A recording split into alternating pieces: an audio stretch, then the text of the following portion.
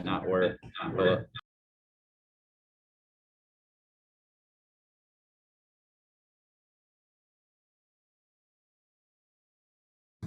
All right, well, we better get started.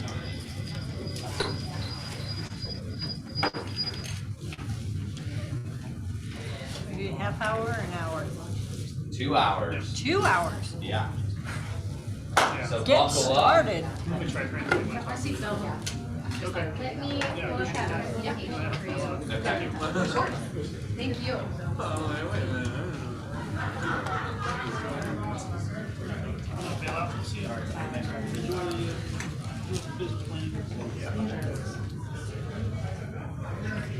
I better write small.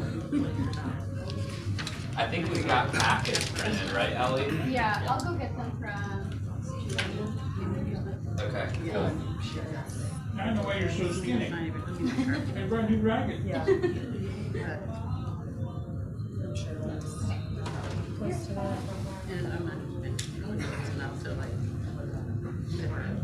So you can run deals. All right, guys. Well, I want to thank everybody for coming. For those of you that don't know me, my name's Troy Marsh. I have been an agent since 2004. I've had a team that's been as large as 10 and closed 33 million, and right now it's me and my wife. So I've done a little bit of everything. I also was previously the team leader at this office, and then so right now I am doing. Last year we closed like literally, I think it was like 19.9 million, which turned out to be 78 units. We also have 14 investment properties, as well as we started a construction business over the summer. So that's where a lot of my energy has been going over the last couple of months. And then, as if because I have all this extra time, I also coach my oldest son in travel hockey. My youngest son plays travel hockey as well. So most weekends, starting Friday through Sunday, well, actually, we're at the rink 6 days a week. For example, Saturday I have 2 games in Cincinnati. The first one's at 10. I have to be there by 9. Then the second game's at noon. And then Sunday we have 2 games here in town at 12 and 2. So that's usually my weekend life. And then I also do coaching for the I Love Coaching company. So I have 10 coaching clients that I coach one-on-one every week. So that's kind of, I guess, my history. So hopefully that makes me at least somewhat qualified to teach this class. What I want to point out to you guys on KW Connect, for those of you, well, if you don't know what KW Connect is, it's kwconnect.com. Has all the education resources that KW has. If you just go there, at the top of the bar, there is a little magnifying glass. You type in business planning. On the first page will be this PowerPoint, along with a 139-page full workbook, which has a lot of information in it. And the more important thing is Gene Rivers, who's way more qualified than me to teach this class, did a 7-hour class earlier in the fall. And in my opinion, Gene Rivers is one of the best instructors that Keller Williams has. And so my encouragement for you, if you find this overwhelming, is to take the time and go back and listen to the entire thing that Gene Rivers did. This is a 7-hour class. There's no way I'm going to get through all 7 hours. I think the first part of it will get you guys well on your way to having a business plan. The last half is going to be more about building a team and a lot of those things, which maybe some of you are there, and I'd be happy to do a second section. But I think a lot of us, my goal for today is for those of you that said at the beginning of this year that you wanted to sell 40 houses and last year you sold 20, is to work backwards. And I want you to walk out today with an idea of how you're going to increase your sales from 20 to 40. Or if you're a new agent and you did 0 last year, how are you going to go from 0 to 12? And so we're going to do that by doing a couple of things. First, we need to identify lead sources.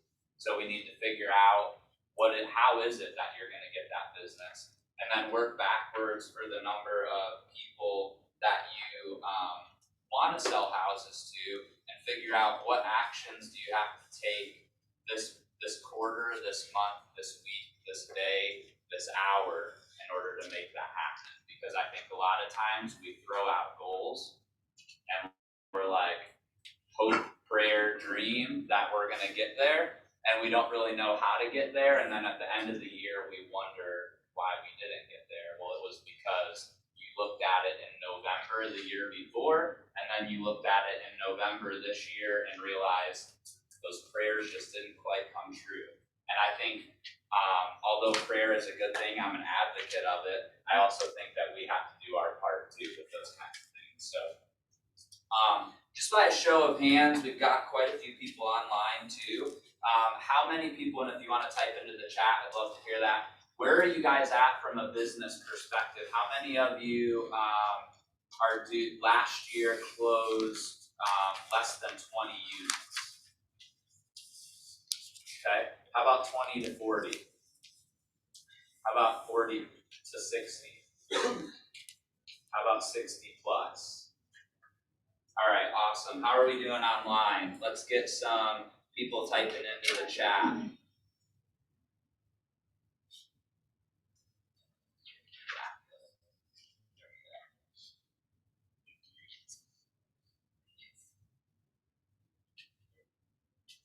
Okay, awesome. So I think, for how many of you, show of hands, want to increase your business this year compared to last year? Okay, awesome. Is there any other, I'd love to write on the board, maybe I need to wheel it up here so the people online can see. Is there anything else in particular other than getting to your sales goal? I just realized, like, in today's COVID world, I'm up here like breathing and spitting all over the cake. Nobody's gonna eat any. Is there anything else other than figuring out how to get from today to the end of the year with closed business that you guys want to accomplish? Sure.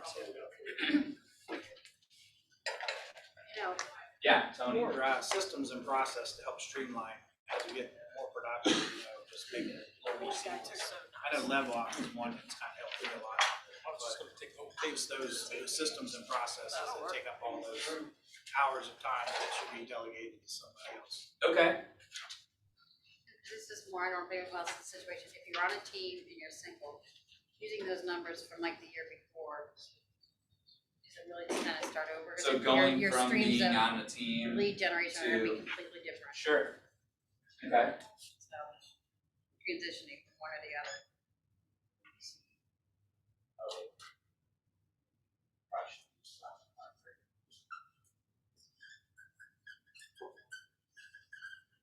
Okay, what else?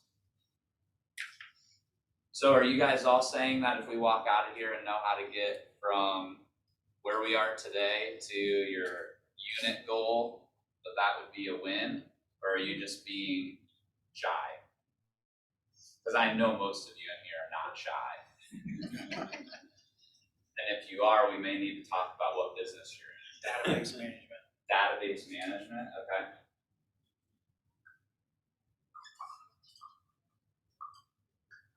All right, what else? Let me see if we've got anything from online. Strengthen relationships with database, lead gen, work in your sphere.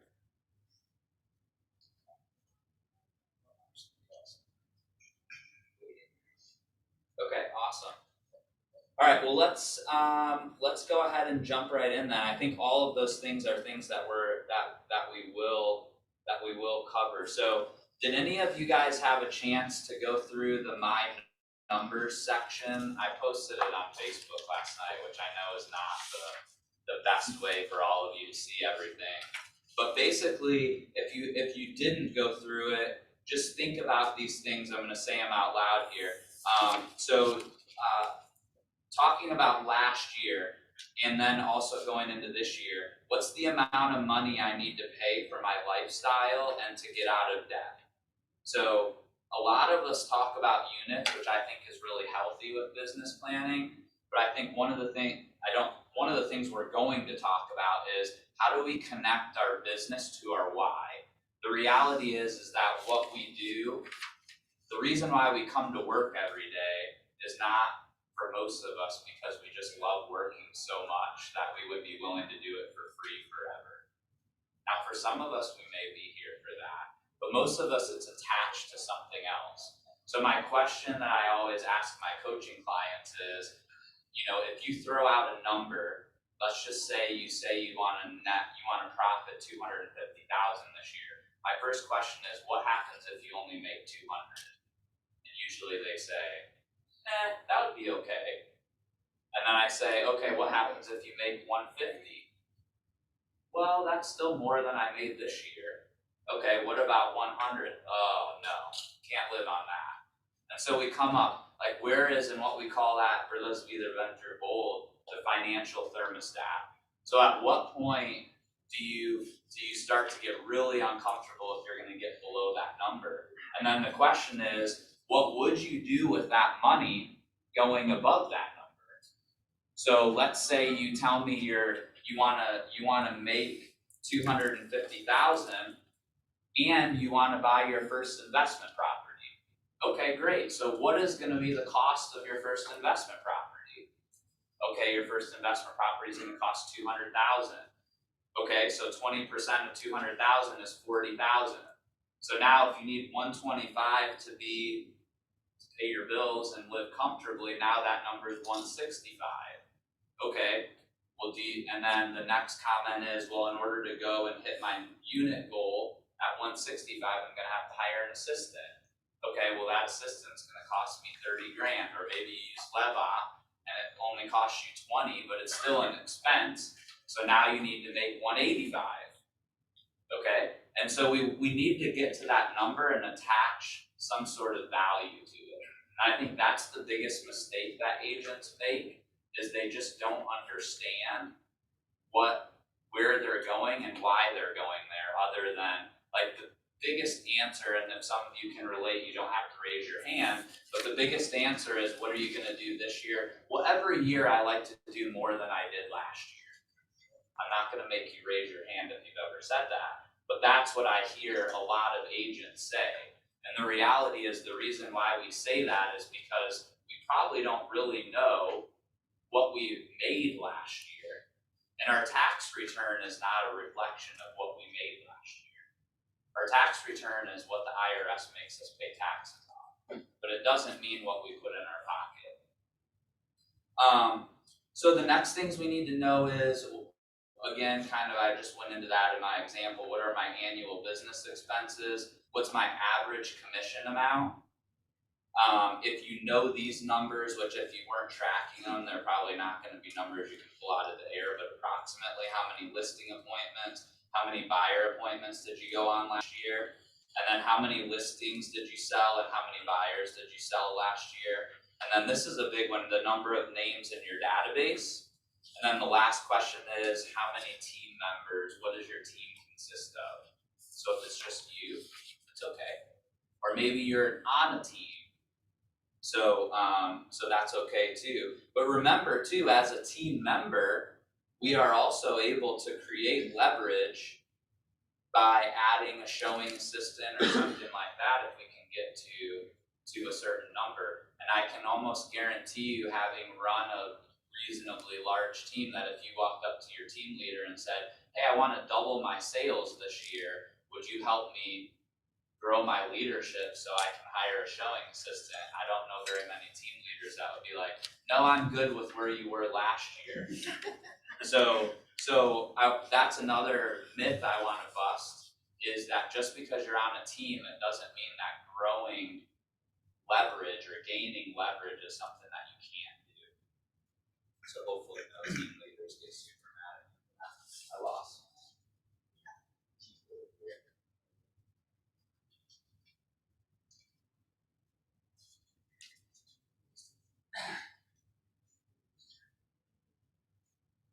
All right. We've got so many things going on this computer. Sorry, I'm gonna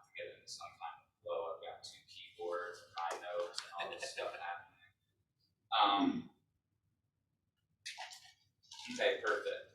So, all right. So the first thing that I wanna go through.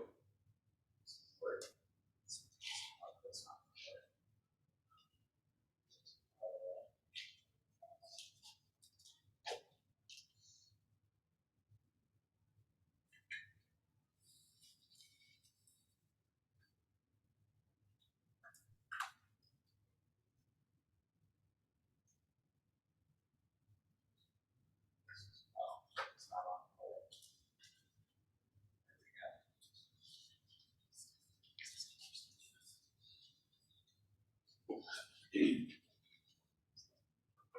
All right, so the first thing I want to go through is models, and the interesting thing is, and I know Tony did a lot of the talking here, but ultimately, I think one of the biggest mistakes that we make and what drives a lot of the confusion that we have around our business is that a lot of us live here. So if any of these statements sound familiar to you, I got into real estate because I want to be my own boss, or I got into real estate because I wanted to make my own hours, or I got into real estate because I was sick of somebody else telling me what to do.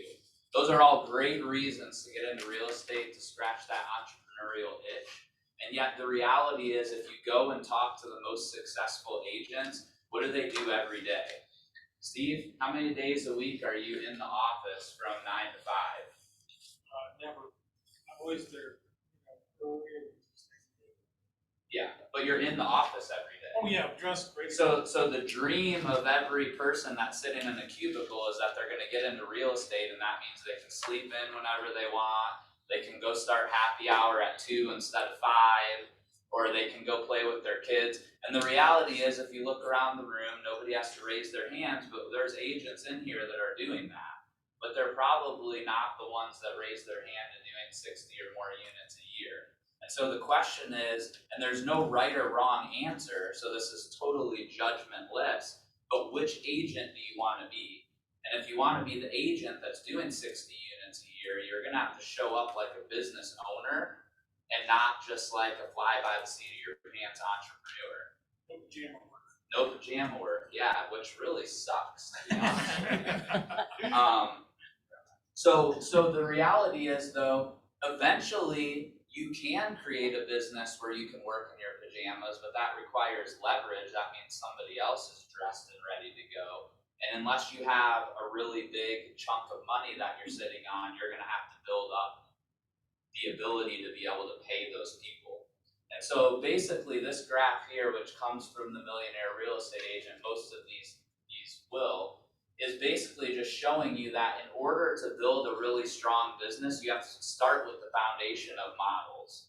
And the reality is that if you don't use the models that someone else has been successful with, then you're going to be using a trial by error approach. So when we talk about database management and streamlining systems, and even how to go from a team to an individual, the reality is there's probably nothing that anybody in here is looking to do that somebody else hasn't done before. And frankly, if it's been more than a year since you've read the Millionaire Real Estate Agent book, or you've never read it cover to cover, the first thing I would do is just read that book. And the biggest reason for that is that the way that book was created is Gary Keller and Jay Papasan went around the country and they interviewed all the top agents.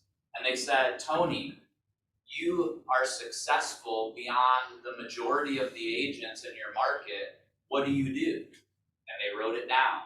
And they did that 300 times. And then they went back into a room and they put all the Post-it notes up, just like these are today around here. And they said, what are the common denominators? How do the top agents across the country, no matter the market, create leads? What is the organizational structure of a company that nets $1 million? What's the organizational structure of a company that grosses $1 million and nets 750,000? And they basically just took all that data. For those of you that haven't followed Gary Keller very much, he's a super numbers guy.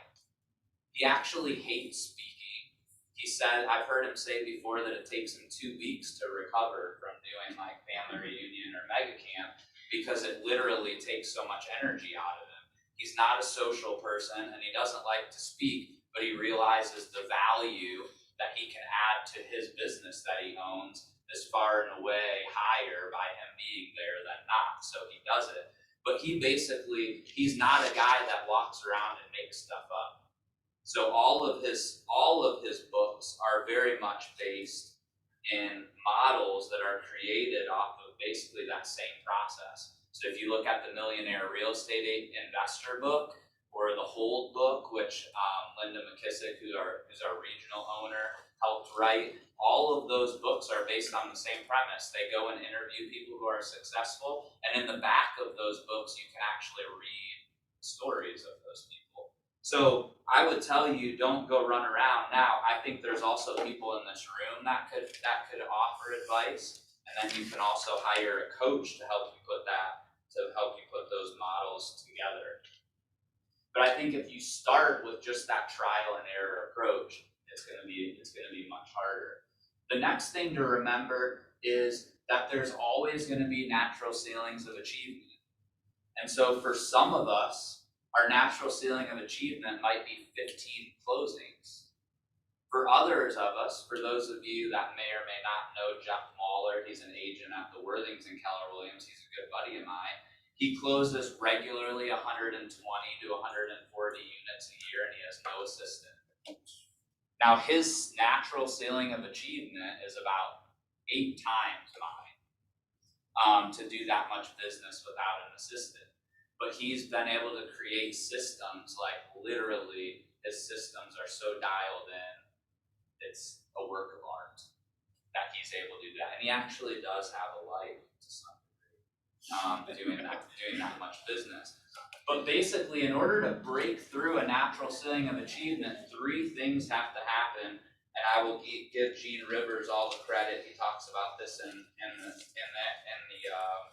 video.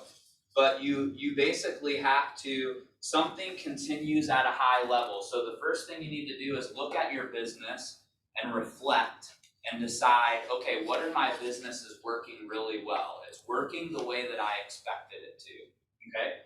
The second thing you have to do is look at your business and decide what isn't working well and isn't working the way I expected it to, and you have to get rid of it. Because we're working off the assumption here that you're actually going to work every day. And maybe that's the one thing you need to quit doing, is not going to work. But either way, if we go off the assumption that you're going to work every day, you're spending the appropriate time on work, but something's not working, then we remove it, and then we fill that back in with something that is working, that again, if we go back to the previous slide, something that is a proven model. Okay, so that's what we'll work on too, is what do those lead gen sources look like. And in Keller Williams, what you'll hear this called a lot is E to P. So it's entrepreneurship to purposeful. So when you begin to look at your business, figure out that you've hit a ceiling, oftentimes to go to the next level, the change that you need to make is leverage. Because we all have natural ceiling of achievement, and we only have a certain amount of time in the day. And unless you're somebody, and some of us are in that season, right, where work is our thing. But right now, with my boys in hockey, my season is not that. When the kids were young and my wife was staying home and I didn't have to worry about anything but work, then it was different. But now I realize that I want to take advantage of the next few years because kids grow up and they never get young again. And so I made the decision to take a step back a little bit from work and try to not necessarily get less busy, but go into things that didn't require me to be there all the time. And so I definitely think that once probably 5 or 6 years go by and the kids are teenagers, and even if I paid them, they probably wouldn't stay home and hang with me, then you'll probably find me out doing more things that require me to be there again.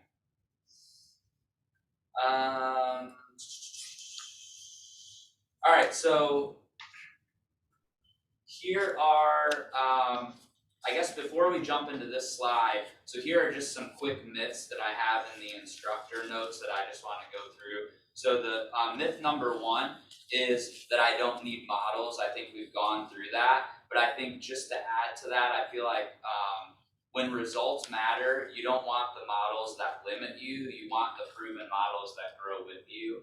And so I just think be careful about who you listen to. Oh, well, there's anybody in the world, I'll raise my own hand, you're here listening to me, which I appreciate that trust. And yet at the end of the day, like, you need to be following people that have proven that they can do it, because there's a lot of people that are willing to give their opinion that haven't really done much of anything. So just be careful about that.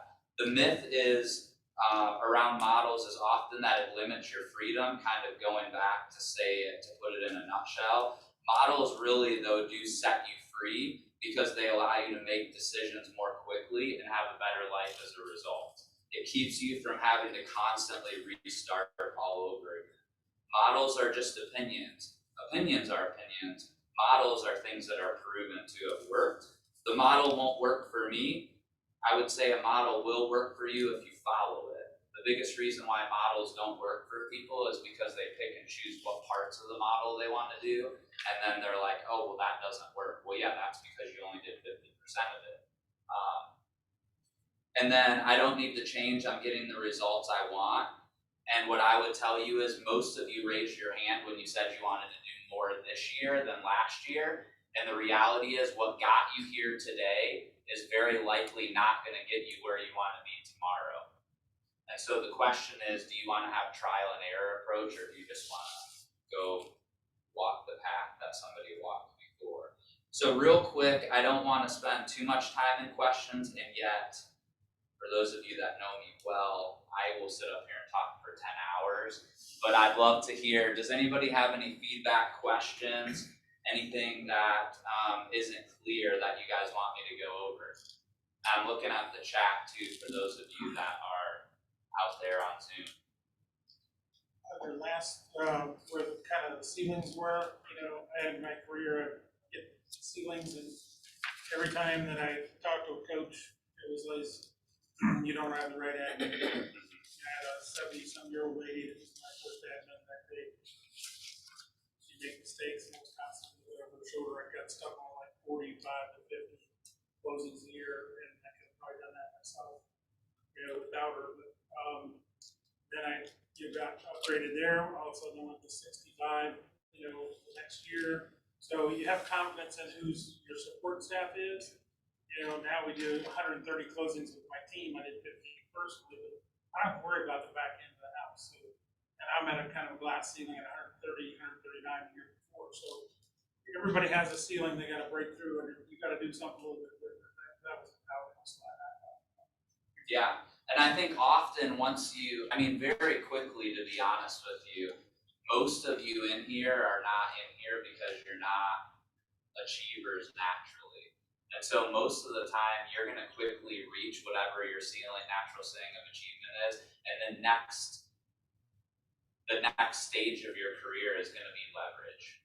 It may not be a full-time assistant. It may be using leverage op. It may be, I think, with technology, and especially post-COVID, it's definitely created the opportunity for us to have 4 or 5 assistants that are really good at one piece versus maybe pre-COVID, definitely pre-Zoom. You can't afford to have somebody come into your office for 10 hours a week. Usually they'd be driving around everywhere, but now that so much can be done virtually, it offers an interesting, I just hired a past client of mine. I was just talking to somebody right before this who is, we've always managed our own properties, and that got to be really, really chaotic with everything else we have going on. So one of my past clients is a teacher. She really likes real estate, but she's not ready to give up her summers with her kids. She's got young kids, which I totally love the fact that she realized that before she made the jump. And so, but she really likes it. So she's working probably on average 5 hours a week for us, and she is crushing it. But she loves what she's doing for us. She's crushing it, which is awesome. And my favorite part is now, even though I have an admin for my real estate sales business, if something happens with that admin, my whole world doesn't come crashing down. Like now I'm like piecemealing these things so that I can focus if she quits, that's not also my real estate admin. All my eggs aren't in one basket. So I think as you grow, the other thing is the reality, and this is something I wish I could give credit to somebody, but I can't remember who it was. If you don't have the money to hire an admin, how much time are you spending mowing your grass or shoveling the driveway or cleaning your house or doing your laundry? Like, there are people that can do those small things for a lot less than a salary of a full person that saves you time. The question is, what do you do with that time? So as long as you're willing to commit to doing what you're supposed to do with that time, and you're not just going to happy hour at 2 o'clock instead of mowing the lawn, then that's what can create that leverage. So thinking like a millionaire real estate agent is up here on the screen. So the foundational pieces and then the support. So think powered by a big why, which we'll talk about more in a second. Think big goals and big models. Again, the reason why is not because everybody in here has to desire to be a millionaire real estate agent. The reality is, though, if you build your business like a $150,000 business, your business can never go past $150,000.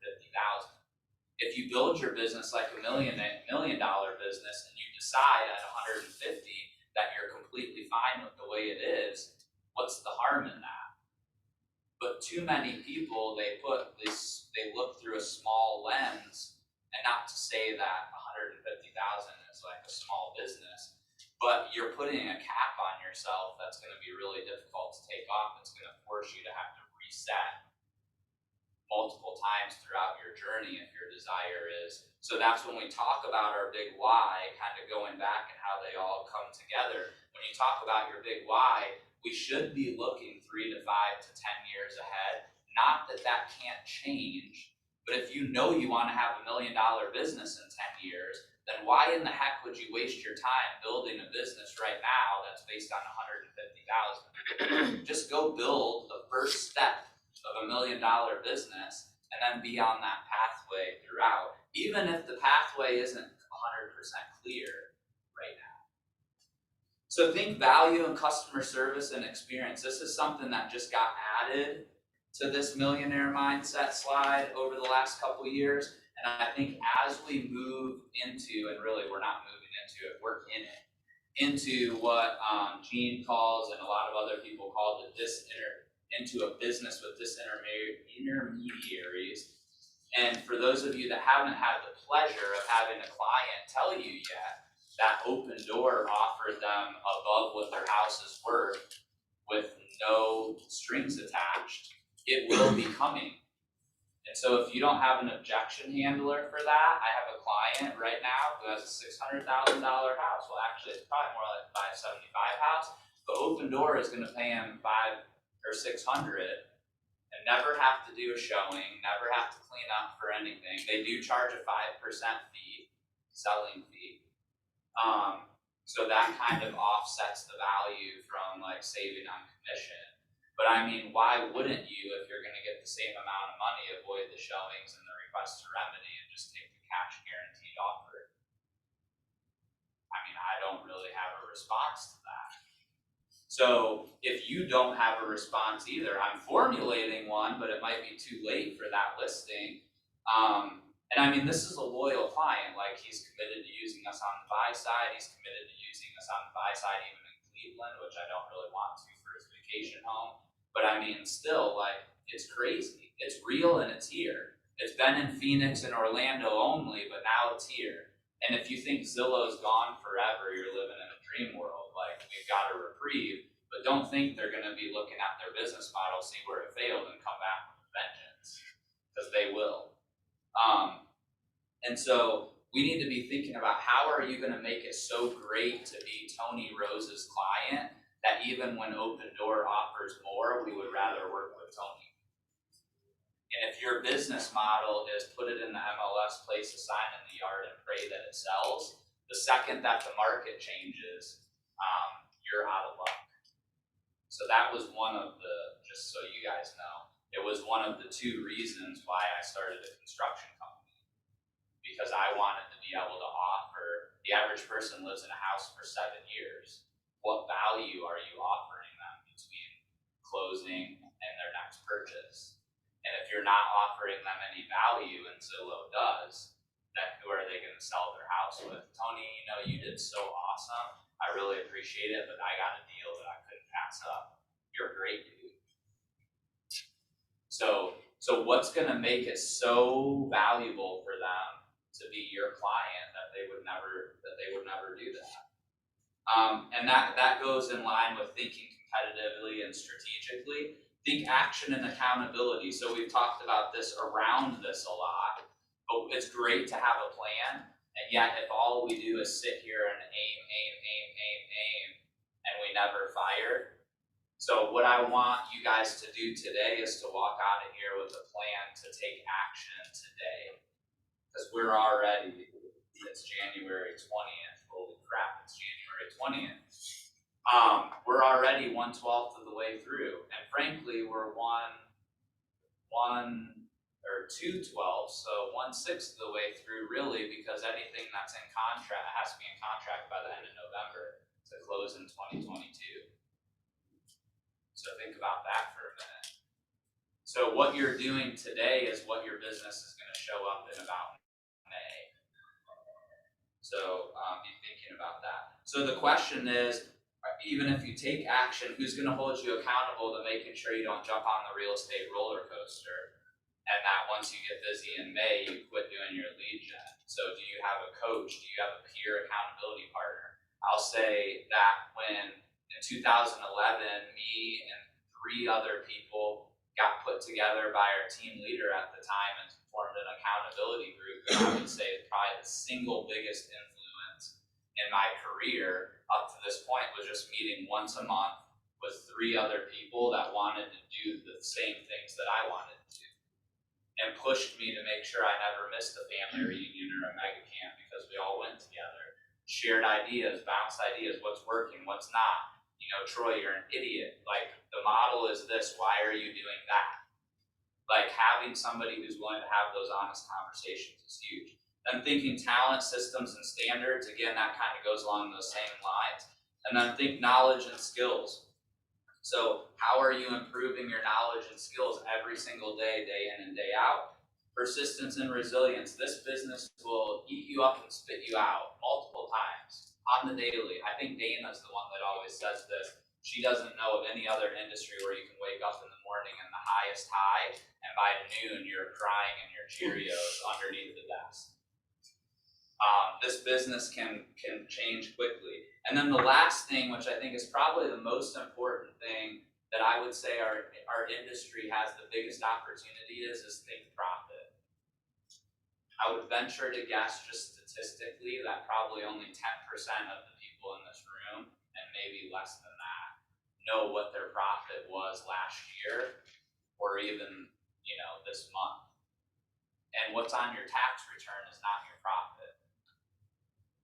So my advice to you guys, and we aren't going to be able to spend, this is the part that we're definitely not going to get to today, but getting a handle on your, not just your revenue, but also what your expenses are and what you're actually making at the end of the day. If you can learn that, that's what's allowed me to start a construction business, is the fact that I partnered with a general contractor who doesn't know how to run a business, self-admittedly. And he's got 25 years of experience, though, doing construction. So to him, it was worth it to come work for me because I can run a business. Now, you tell me, which is the more valuable skill, selling real estate or knowing how to run a business? Because now I just created an additional piece of passive income that truly, not that real estate can't be done this way, but I've never met a customer face to face. And so, but that's only because I dug into this, and I give Keller Williams, this isn't a Keller Williams rah-rah party, but my degree is in meteorology. I literally didn't take a business class in college. The only way I know anything about a profit and loss statement or business is from this company, because this company taught me that running your business like a business and having a P&L and doing all those things is important. I took my Dave Ramsey class that taught me all of those small things, which I don't run my life like Dave Ramsey tells you anymore, because I feel like I've moved past that. And yet the foundation was there. I took that class in my market center training room. That was trained by another agent who was willing to give his time. Actually, I think Ryan Reynolds might have taught that back then. So I only say all of that just to say that it's important to think like a business owner. And if you're not already, it's not too late, but just be cognizant of that. And I would encourage you to make that part of your goal for this year. So think powered by a big why, think big goals, big models, and then think action and accountability. So the 411 is, I just skipped over it. It should be there in your packet. That is, in my opinion, one of the best tools, simplest tools to use, and I just rolled through a bunch of stuff. So I'm gonna stop here. So think powered by a big why. Can anybody give me an example of your big why? Does anybody know what their why is? Build a brand new house. All right. Anybody else? 8 more semesters of college. 8 more semesters of college. So let me push you. Can I push you on that? So what's important about 8 more semesters of college? Tuition for 20 years. Okay. And so it just, I can't even imagine like having that extra income to do things we do, or just to save. So if you could save that money now, then you could move on with past paying for And college. I don't regret, don't get me Yeah. wrong, but you do, you wake up here like, I just paid the tuition this morning. Okay, so So it's I correct. down one, Yeah. so now I only have 8 more semesters to go. Nice. Who else? Investment. Investment property? Okay. Were you gonna say something? Generational wealth. Awesome, I love that. What about you guys online?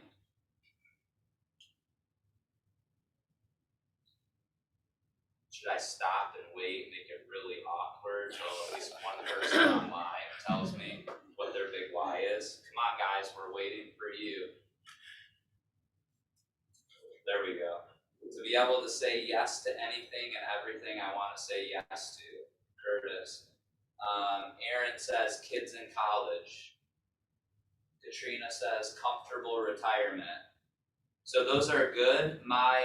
So what I want to push you guys on is there's no SMART goals to build something I can be proud of. So Michelle, how big would it have to be? How good would it have to be for you to be proud of it? So I want you guys to really start thinking about those SMART goals, something that's measurable, achievable, and then attach a timeline to it.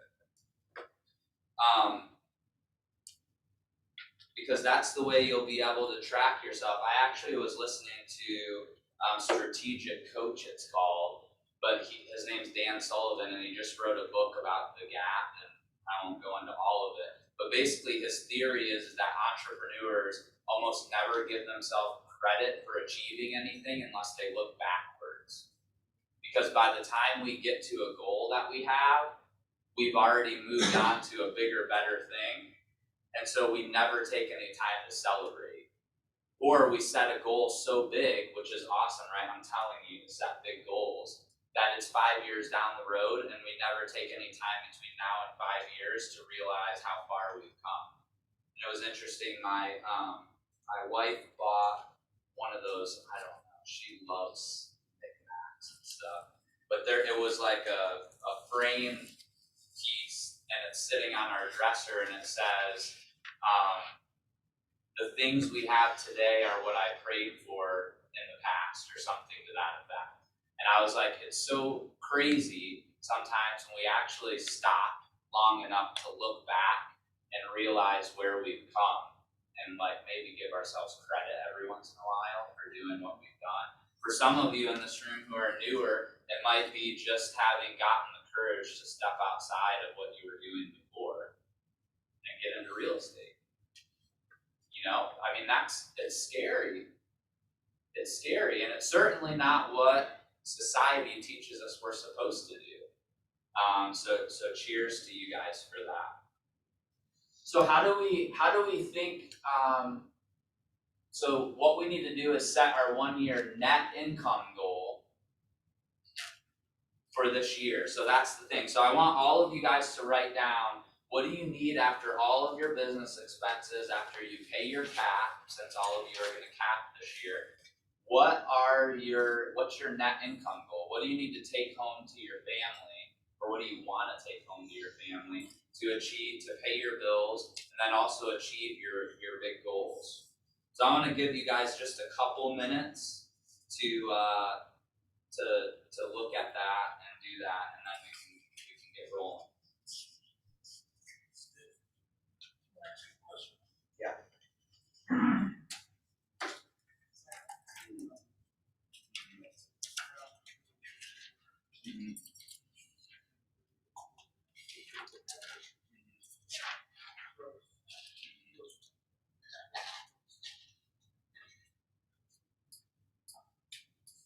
After expenses? Yeah. Okay. What about cost of sale though? I think that's what you're gonna see. So what do you split with the team? Well, this number is just.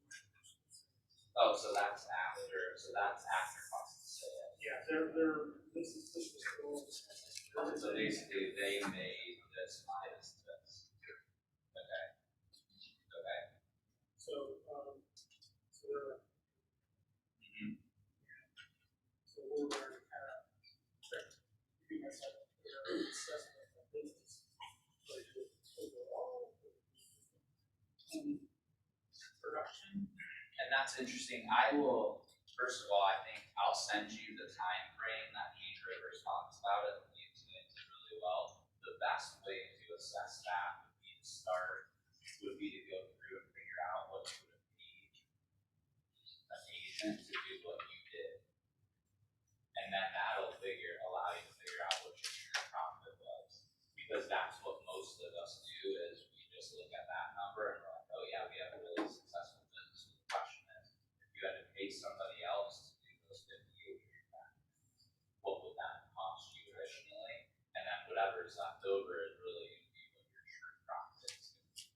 So if you would pay somebody on a 50/50 split to be used, well, and that may not be, maybe because in addition to doing sales, you also ran something. So what would you pay yourself to run the company as a CEO, and then what would you pay yourself on a split percentage if you were doing just the transaction?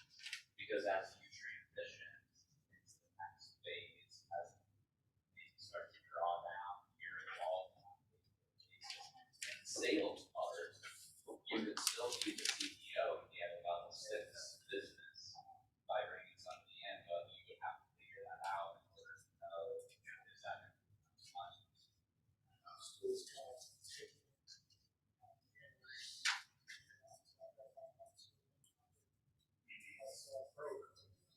Yeah. Sometimes fear is the best motivator, right? Never know how to kind of There's a overcome water out there. Does everybody have that number? Grab the water a little bit.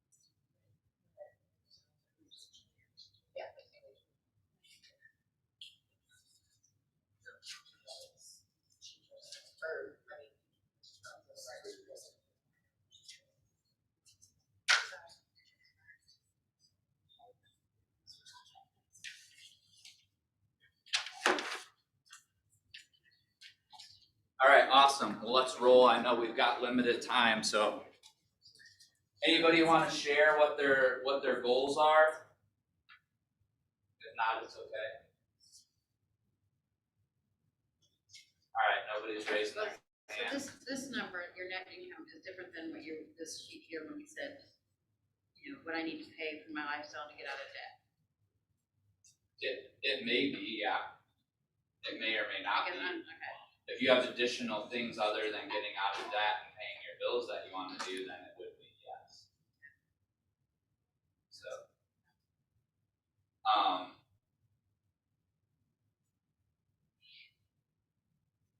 all right, everybody good on that? Yeah?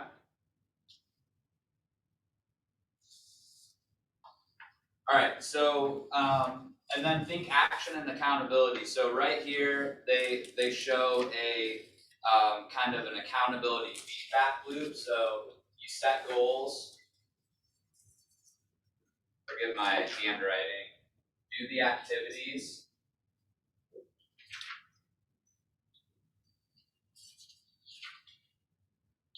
then measure the results. My handwriting is really bad, sorry guys. Then evaluate the process.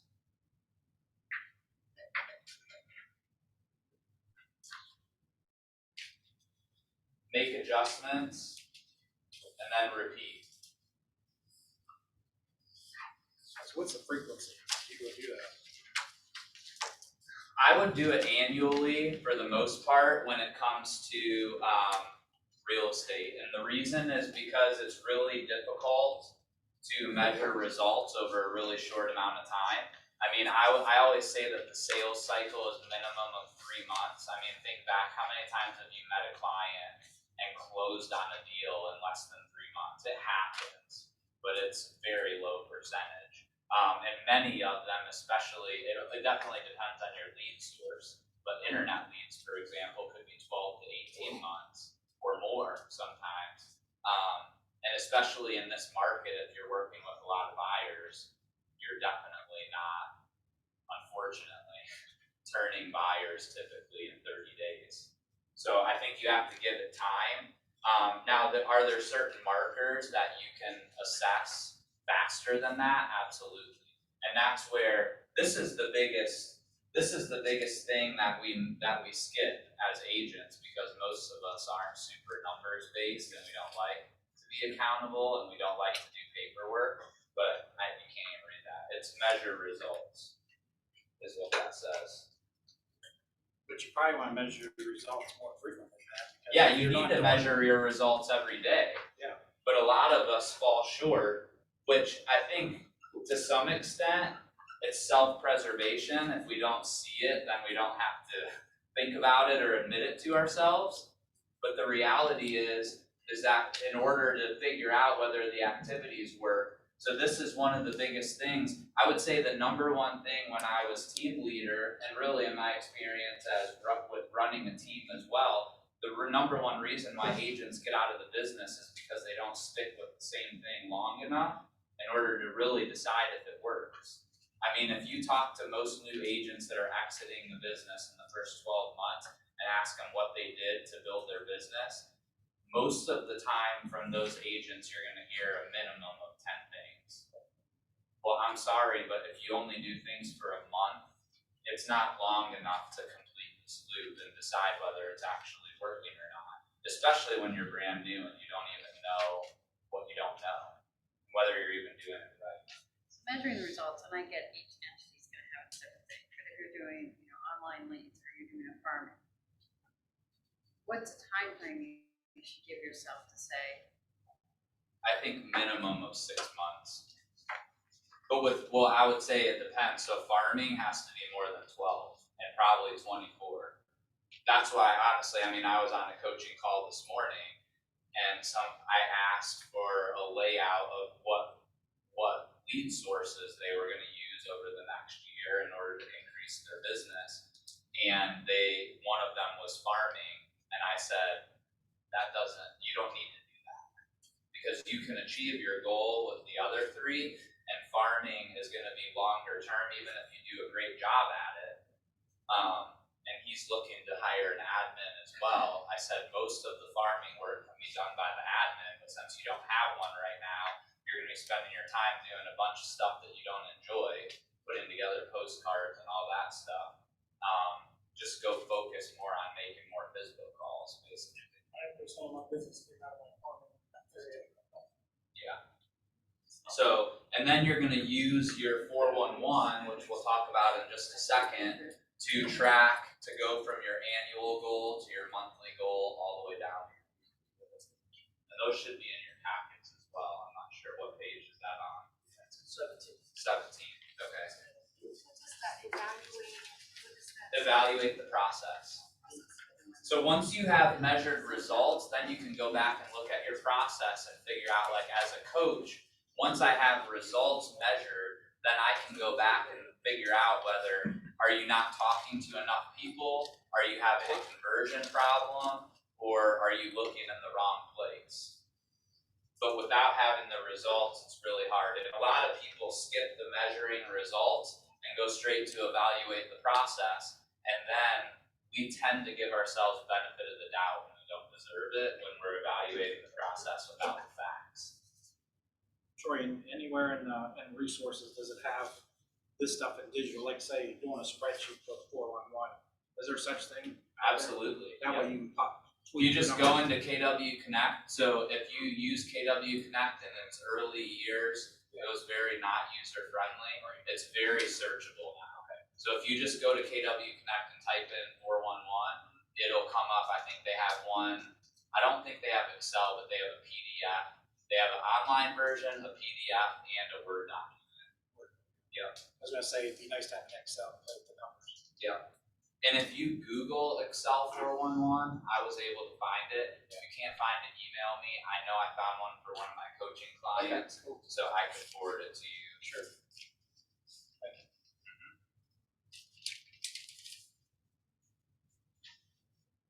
All right.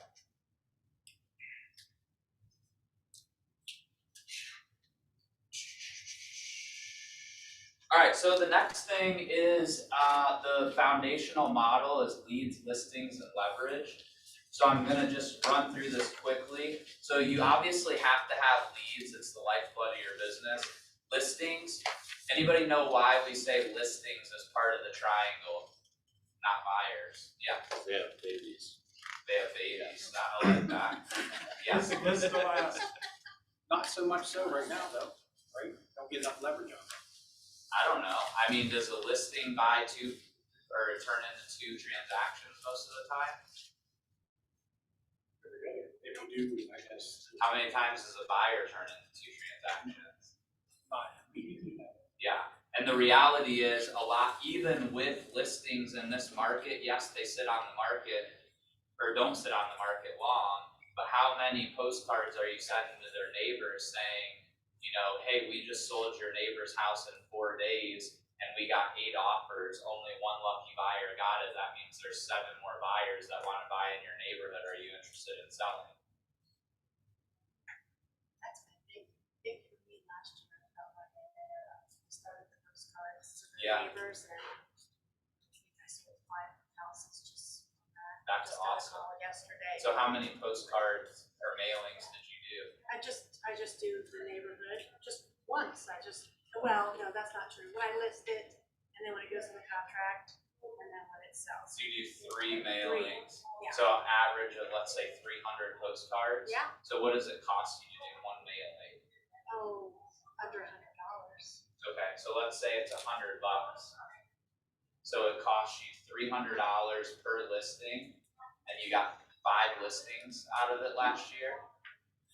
So, I mean, we can go extrapolate the math on that, but it's a really good return. Yeah. So wait, Well, you guy said you called me sent, yesterday, and he's like, you call me all the time, I see the name Caroline, like, I've never called you, but that's All the okay. time, all the time. And, you sold a house in the neighborhood for $275, just like mine.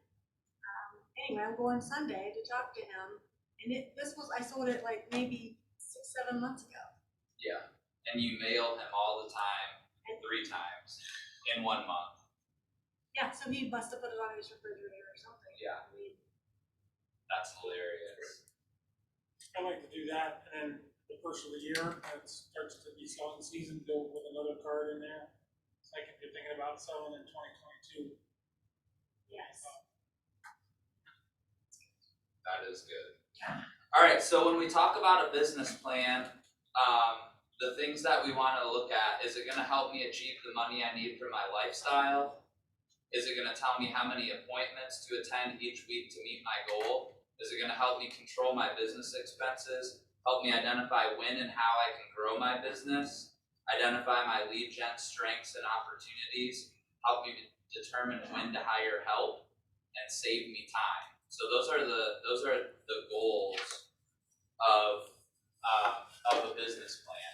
So when we look at the 5 fundamental models, for those of you that haven't read MREA or need a refresher, these are the 5 models. So you have the economic model, which is what we're going to talk most about today, get into here in a minute. And then the lead gen model, so where does your money come from? So how many leads do you actually have to generate in order to hit your model or your goal?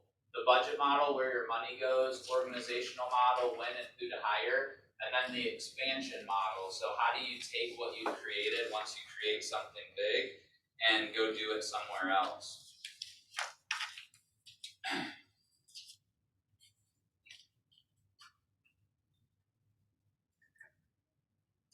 All right, any ahas that you guys have from this first section, or any questions that you have or action items that you guys plan on taking as a result of this?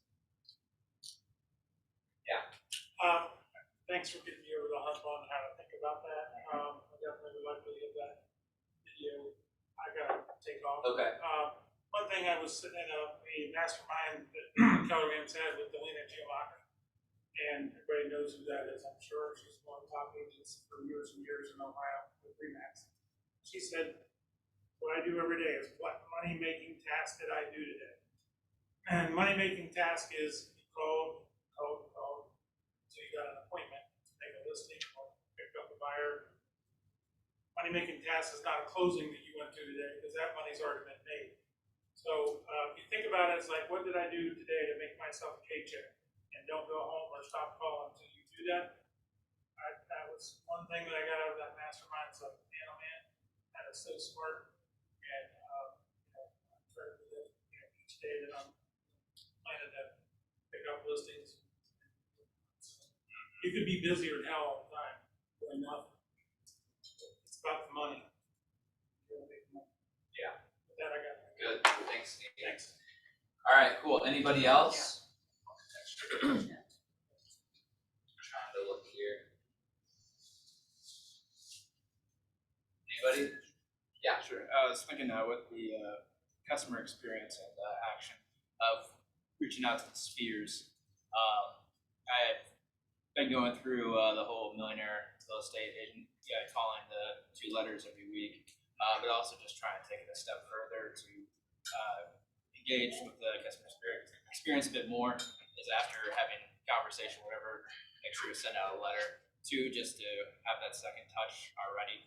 Yeah. So that way, I mean, there are even more personalized version as well. It's not just, oh yeah, I know him, Joe, the realtor, but also just, this is, you have the relationship already, so it's just kind of further expand. Absolutely. I mean, how many handwritten notes do you guys get? I mean, maybe I'm just not as popular as everybody else, but I don't get very many. So I've found even just a handwritten birthday card or a house anniversary card or something like that can go a real long ways to cement that relationship. Troy, also, when we talk about database, because of course that's probably the best source of clients you can come from, your own database. Certainly the largest profit margin. But the reasons to reach out and contact them is always, you want to be a nuisance, right? But I'm sure you've heard the Ford. I'm not sure if a lot of people heard the Ford, right? Yeah, go Are ahead. you familiar with Ford? Yeah. Okay, so that's, and if anybody's familiar with that, that gives you a reason to call. I forget what all the original letters stand for, right? But Family, occupation, Right. recreational. I'm sure everybody knows that. Yep. No, I did bold. just But now. yeah, that was in bold. But that does work, and then you get to know them really, really well, and so it makes it much easier to reach out to them. And when you do have that conversation, you just want to see if they're really list. I think having all that background and information is cool. Yeah, absolutely. Well, and I had a coach a few years back tell me, and it's stuck with me, and I think it's great advice. Whenever you're calling Sphere, just listen in the conversation for a reason to reach back out. Whether that's the fact that they're going to Disney World in 2 months, all you have to do is call back and say, hey, how was Disney World? And then they're almost always going to ask you, how's the market? How's your job? Blah, blah, blah, blah, blah. And then that just opens the door for, and one of my favorite questions that comes from Ben Kinney, who's one of the top agents within KW, what are your real estate goals for 2020? And they might be none, but they also might be buying my first investment property or buying an Airbnb or one of those things. So Like when you go to like your database, it's probably an obvious answer. You go to a networking group. That really has nothing to do with real estate, but it aligns with, some of your organic likes, that type of thing. And all of a sudden I got 50 cards. I just put them in they're not their home addresses, they're businesses, and still put them in. It's the. And this is where a business plan is so valuable, because does that align? Is going to the network group in your business plan? Yes. If it's in your business plan and you expect a certain result from it, then what was the plan to do with those business cards? What are you willing to do for every business card that you collect? And then 9 months in, you can evaluate the process. If the number of deals that you've got is 0, then you might make a decision at that point to either make an adjustment or set a new goal. But you can't go to 1. No. Now I'm on the board. And put 10. But you do have to hold that time and energy accountable. Yes. Because there are people that go and do a lot of things in the name of work, and then at the end of the day, 3 years later, they've gotten 0 units sold from it. So that's what we're here to figure out. So economic model.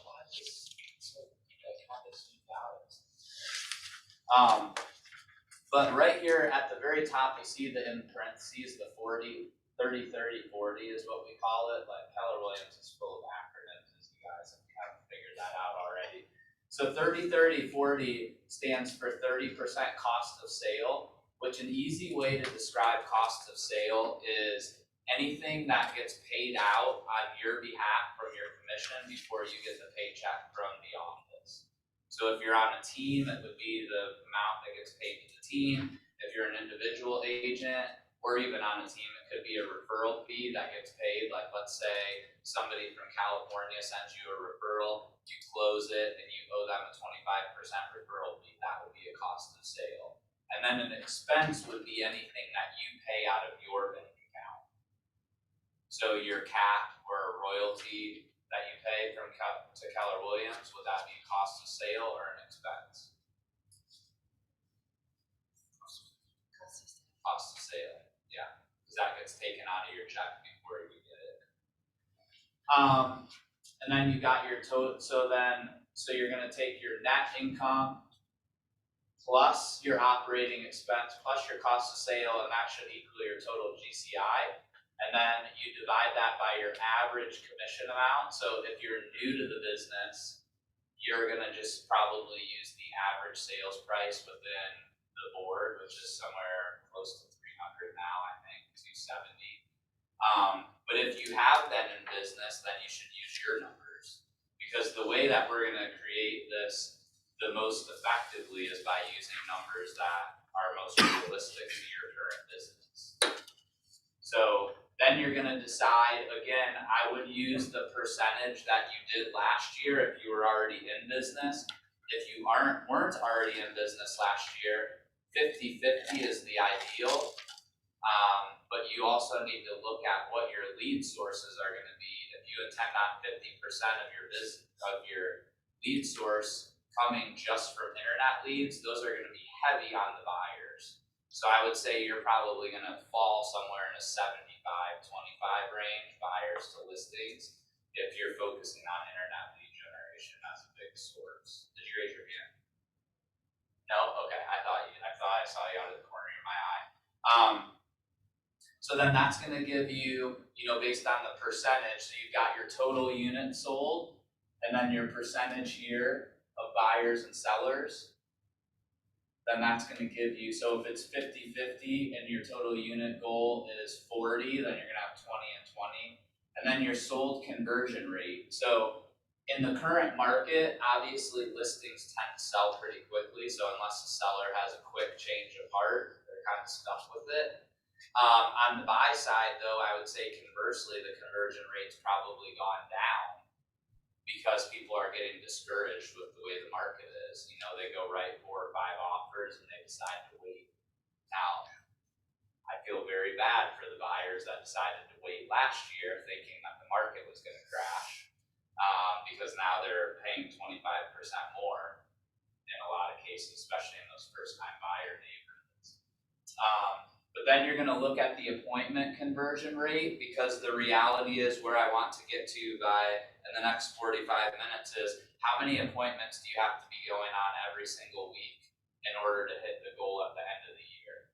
Because ultimately, for those of you, what's the name of that book? I can't think of it right now, but the leading indicator versus lagging indicator, the unit goal is a lagging indicator, like we talked about. Like what we're doing today is going to show up as a closed unit 3, 4, 6 months from now. The leading indicator in terms of how can we hold ourselves accountable to doing what we're supposed to be doing today to reach our goal by the end of the year is definitely appointments. Now, the way we get to those appointments is our lead sources. Where are we spending our time? But at the end of the day, those leading indicators are a way to figure out whether we're on track. If it's been 3 weeks since you've had a buyer seller appointment, then you're probably behind on your goal for the year.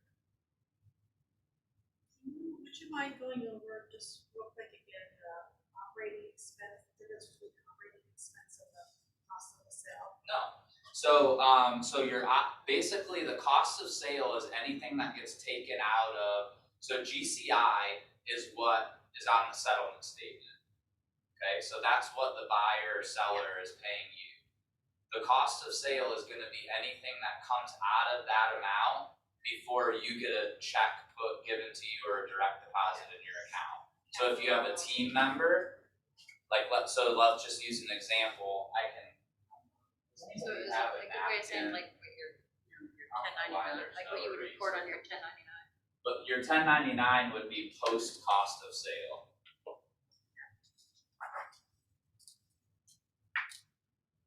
But the reason why this is important, I can give you another, there are some tissues there. I can give you another example from a coaching client of mine who was getting a lot of internet leads, but they were internet leads that came from like Home Light and some of those other, I think OpCity is this way too, where, that's not working very well, but where you don't pay anything up front, but then you have a referral fee at the end.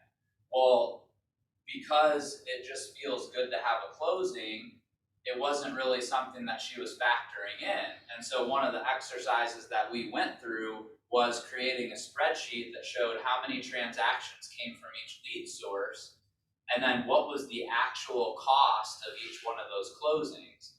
And what we figured out is that all lead sources aren't created equal. There were some that like Zillow has raised their prices a lot, and so the cost to her of Zillow versus what she got from it last year was, the ROI was terrible. But I also told her, like, what would happen if we took because what she wasn't paying attention to was the tens of thousands of dollars in referral fees that she was paying to those other companies. I said, how much more business could you get out of your database if you took $20,000 and poured that into staying in touch with your database? And so if you ignore cost of sale just because it doesn't show up after you get your 1099, you're really missing an insight into your business that's super important. So then the operating expense would be things An operating expense, so that's where it kind of can get confusing. So if you pay a referral fee once something closes, it's going to be considered a cost of sale. But Zillow would be an operating expense because you pay that whether you close a deal or not. Oh, okay. So, okay. So where the money goes is irrelevant. if it's paid by the brokerage before you get paid, it's a cost of sale. If it's paid after you get paid, like if it gets subtracted from your 1099, after like you get it and then you have to write a check, I would say if it comes out of your bank account, it's an expense. If it comes out of the broker's bank account, then it's a cost of sale. Okay, so if I'm just doing this, so this doesn't, so this is like for the year, right? You're looking at this for the year, so the operating expense, is that like my full-time assistant? Correct. Okay. Yep. Okay. So you would look at what you spent last year for operating expenses. Marketing, all of that. All Okay, of that my would be an expenses. expense. Okay. Everything that Thank came you. out I of got your confused. account. I No, was like, that's that okay. a lot of people struggle with that. Again, because a lot of people have never looked at their business. And frankly, even if you hire an accountant, they're not gonna look at your business like this. The accountant is gonna look at your net income. Or I'm sorry, your net income post cost of sale, because they're just looking at your 1099 and then what you paid out of your accounts. So you have to either work with an accountant that understands cost of sale, or you have to add it in yourself later. Probably not, yeah, because I do mine through QuickBooks and my accountant's attached to it, so you can see everything all the time. If you wanna email me, I don't wanna get too far down that rabbit trail for people, but I can help you with that, because it can get confusing. Like basically you have to do a lot of manual entry in order for QuickBooks to make it. Like you can't just categorize what comes into your account. Do you have something else you suggest to use? No, there's nothing. You just have to manually do it. So you either have to do it or pay a bookkeeper to do it. Yeah. So. All right, so here's a quick example. If your net income's $1 million, your total GCI has to be 2.5 million. And then operating expenses, this is like what they found to be the millionaire real estate agent. So 30% is 750, and that's at an average commission. Now, the difference that happened, so this is based off of new numbers, is that they quit using 3% as the average commission because they found that most agents across the country are not averaging that amount anymore. So if you notice, your commission is lower than that if you do the math on that. So for 350 units sold, and then they go down. So you can, if you're new in the business, I would use these conversion rates of 70%, 75. If you are not new in the business and you know your numbers, you can go back. A hack, if you don't track your numbers, is to go back through your calendar. Most of us have a calendar of some kind. I know it's not something that sounds fun, but go back through your calendar and see how many appointments you went on. And then same thing on the buyer side. The thing I love about this, and every year at Mega Camp and Family Reunion, Gary goes through this, but is the number of appointments that you need per week to have a millionaire real estate business is only 7 buyer appointments and 7 seller appointments. And I say only, obviously, generically, but you wouldn't think that it would be that few, or I didn't at least. It's achievable. So when you break things down into smaller bite-sized pieces, so when you look at performance versus investments versus outcomes, obviously remembering that time is a thing. So going back to your networking event example, like if that networking, like if you're gonna go do something, do it at a level 10. If you're gonna have an open house, don't put one sign in the front yard and not advertise it anywhere. You're not gonna get the results. So make sure that you're doing that. And then obviously for your performance, for those of you guys that are newer agents, if you're not spending time getting better and better at real estate sales, it's gonna take you longer to get to where you wanna be.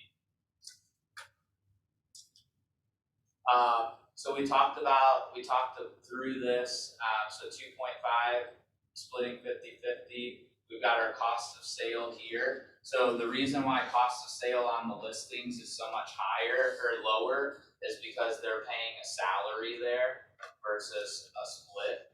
So that's why you see much higher split on the buyer side, and then total expenses to net $1 million.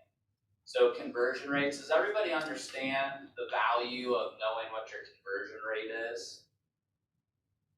So when we talk about different lead sources, again, what are those conversion rates and how does it impact your bottom line?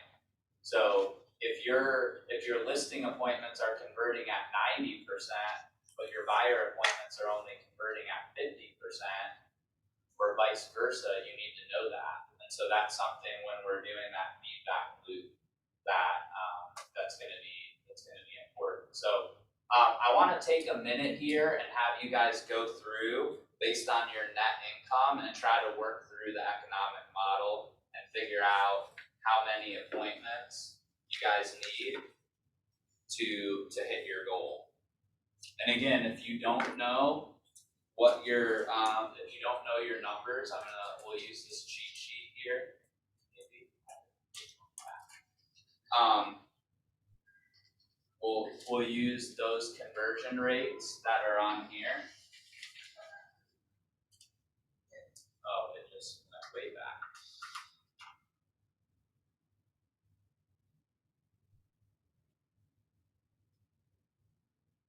All right, so those conversion rates, if you don't have your own, we can use. So let's do that let's give it, 5 minutes or so. And I'll be available via chat too. If you guys have questions, you can direct chat me if you have like a real specific one, or you can just do it in the general chat.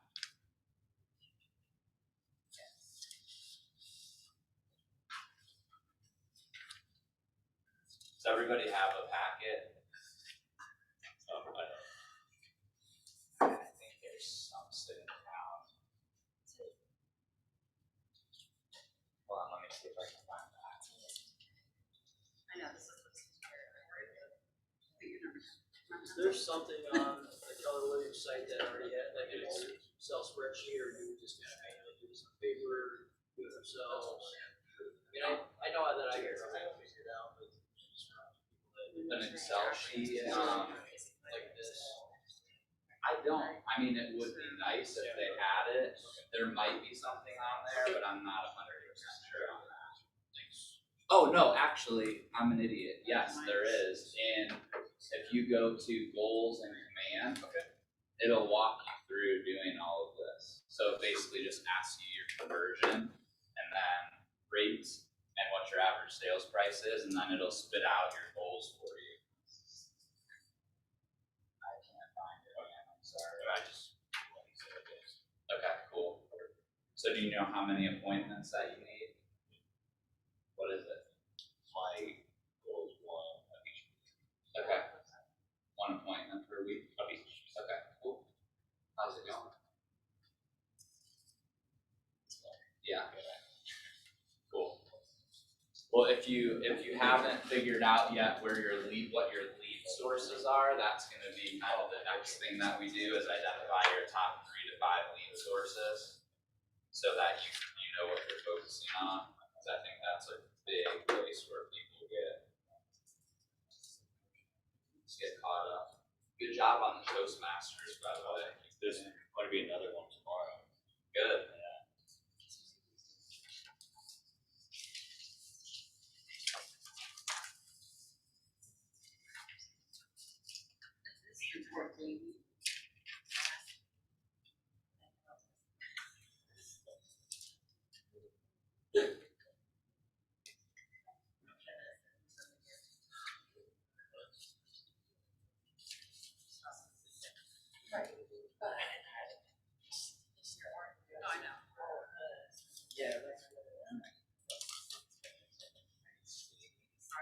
What? Because of being on the team. Mm-hmm. Trying to figure out ways to average commission.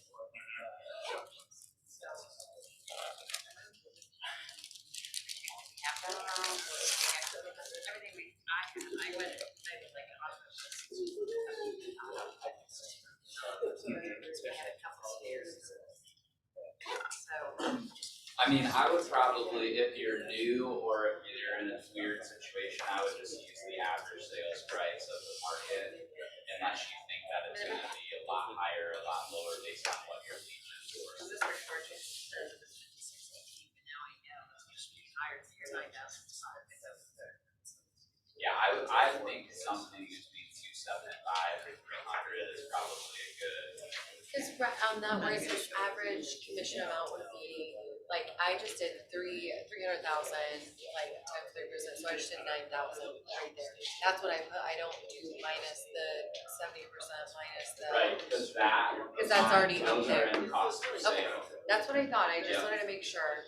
So if you're a team, if you're an individual agent, then your cost of sale is gonna be, unless you get a lot of your business off referral, your cost of sale is pretty much just gonna be your cap plus your royalty.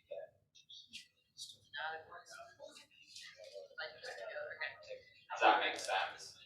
Sort of, but no. Okay, I mean, like I did, so what else do you 'Cause I feel was like looking at, would be like- a cost of sale? like I did that based on your spend last year. So those would be your expenses. So anything that happens regardless of a closing, so like if you had 0 closings because none of your lead gen worked,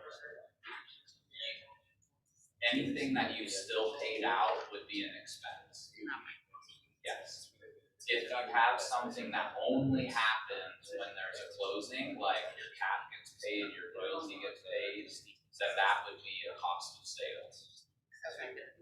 But so up here though, it's showing your cost of sale is $750,000. Correct. If you're a millionaire real estate agent, you're not doing all those sales on your own. So those are the averages, and that's what they're gonna pay out to their team agents. So like when you were on a team, let's say that the team split was 50-50. So there's a $10,000 commission.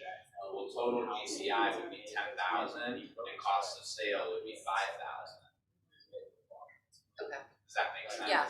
So when you're running a team or you're on a team, your cost of sale is gonna be a lot larger. Okay. But if you're an So individual. here, you're my not. cost of sale would only be what my cap and royalty are. Correct. Okay. Well, and if I have to pay any referral. Any referral fees, yep. Okay. You can't see this. Anybody else on, online or in here need any help with this?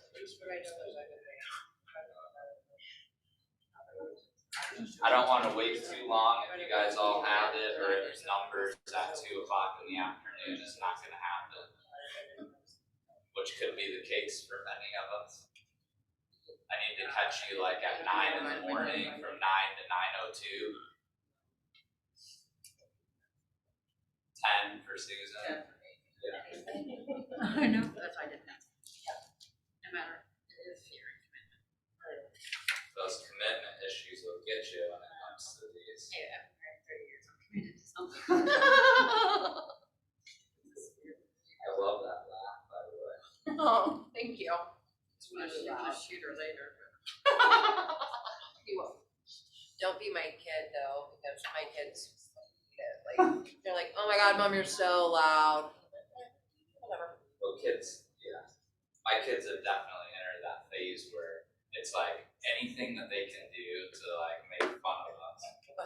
Like my wife, for some reason, had bean burgers last night or the night before for dinner, and my 8-year-old is like just ripping her, like, what are you, vegan? And he doesn't even know what vegan means.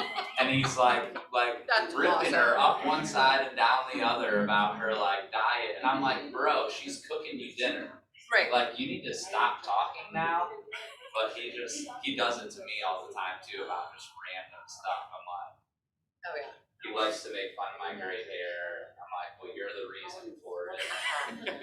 I've heard that before. I think they won't wanna see you, they do, like I was showing you the pictures, and I'm like, mine's in college, and, yeah, we did find nice pictures, she sends me stuff, she said, oh, you. Oh yeah, college is But different. they're sending me pictures, I don't You wanna don't know, wanna I'm see. not that kind of mom, but they think I am. They share way too much with me. Mine are teenagers and don't share that. So. How many are you gonna sell? How many are you gonna sell? Listen, I had a goal this year.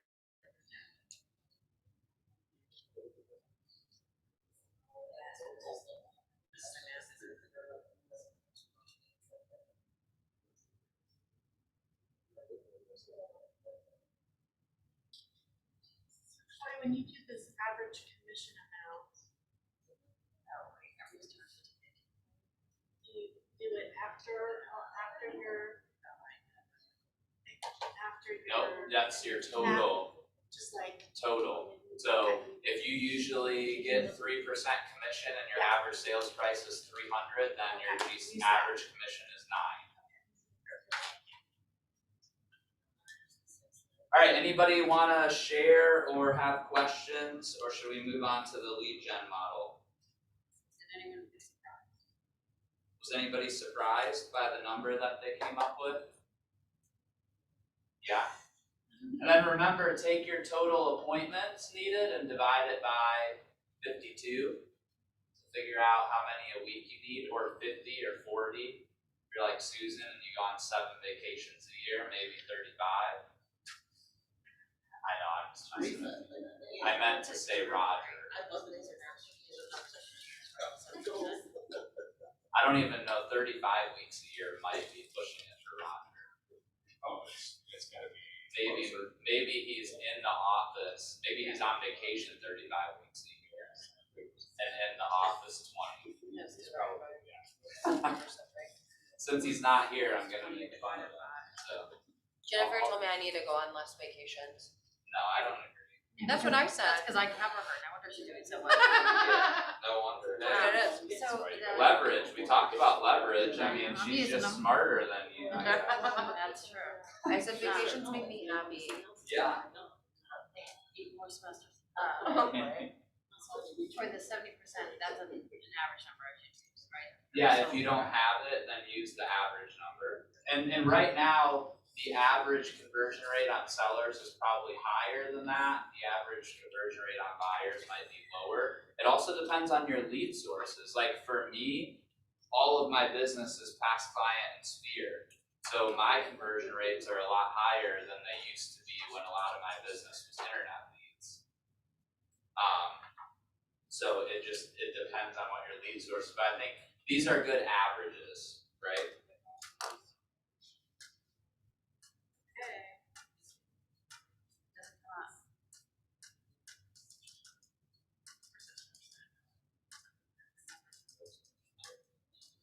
There's more examples, and all of this stuff, if you search KW Connect Business Planning, all of this stuff is in there. All right, so lead generation model. We'll spend the last few minutes going through the lead gen model. So now that you know how many appointments you're going to have, how are you actually going to get those appointments? So the 2 ways that we can produce appointments, one is prospecting and one is marketing. Okay? So marketing is the one that we all love because it's passive, and it means that we can still go to happy hour at 2 o'clock and we can still sleep in until 10 and it still happens. But the reality is, for most of us, especially if we're newer in the business or we're in a ramp up season of our business, prospecting is the way that we're going to meet new people, because the reality is the name of the game is adding people to the database and then touching that database consistently over time. So some examples of, or some pluses and minuses, I guess, of each are, so marketing is money intensive, it's passive, and it produces long-term results. So Steve Smith mentioned Lena Siamaco. I don't know how many postcards she sends out now, but I think at one time she was sending out like 30,000 a month, I believe. She used to be in marketing for Express or Limited or whatever. And so that's just the way that she's built her business. So you can definitely achieve that. I would say typically most agents, again, unless they're sitting on a pile of money, typically move from a prospecting-based business into a marketing-based business over time. But prospecting is good because it produces immediate results, meaning you're definitely going to be more likely to get a for sale by owner to list with you if you call them versus sending them a mailer. Not to say that sending them a mailer is impossible to produce that business, but you're definitely going to get better results either knocking on their door or calling them. Prospecting is definitely more proactive, but it also takes time, which is why typically newer agents do that, because they have more time than they have money. I think I talked about this earlier, but this is something that I talk about literally all the time with my coaching clients. And that is, and this is a research study that was done by Gary and Jay within the top 300 agents within Keller Williams of where their business comes from. And so the top agents who have millionaire real estate businesses, the majority of them had 82% of their businesses came from their top 4 sources. And so for those of you that are planning on having 10 different ways to produce business leads this year, my encouragement would be to look at the people that are doing a lot more business than you and follow what they're doing. So, and then if you look to number 5, which may be the next slide, but if you look to number 5, that means 90% of their business came from 5 sources or less. And so what I would like to do is stop here for a second and get just like a couple minutes and have everybody write down what are your top 3 to 5 business sources that are going to get you to your appointment goal every single week. And for a lot of you, I want to encourage you, less is more in my opinion. Because every minute that you're doing something else, you're taking a minute away from mastering one of these. One time I heard Gary say on stage that he would take an agent that was brand new in the business that practiced their scripts for 2 hours a day over somebody that had been in the business for 10 years that never practiced. Because by the time that agent gets to the end of year 1, they're going to be a master at scripts, and then they can do anything else they ever want. So think about it that way. What lead sources are you going to master this year? And do when it comes to open houses, for those of you that I think they talk about this in bold still, but the level 7 open house. So if you're going to do open houses, that's something I'm working with one of my other coaching clients on right now, is how do you do a level 7? And last week he did an open house and had 1 couple come in. And it was somebody he door knocked, which he picked up 3 other leads from door knocking, but only had 1 couple come in the open house. But the couple that came in the open house is going to sell and buy in the next couple months. Would they have ever come had he not knocked on their door? Who knows? But he did it, and it produced a result. So if he would have just put a sign in the yard, he might have been sitting there for 2-3 hours, time away from his family on Sunday, and gotten nothing out of it. All right, so let me hear some examples. What are some examples of your sources? Shoot. So, not any particular order, but it's open house. I do paperrealtor.com, networking, but with a purpose, like be on the board or do something specific within those groups, and sphere. Okay. Who else? Just, you can yell them out. Door knocking. Okay. Who else? Excuse me, I teach first-time homebuyer classes. Okay. So seminars of any kind. So first-time buyer or investor.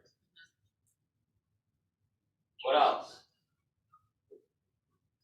Social media.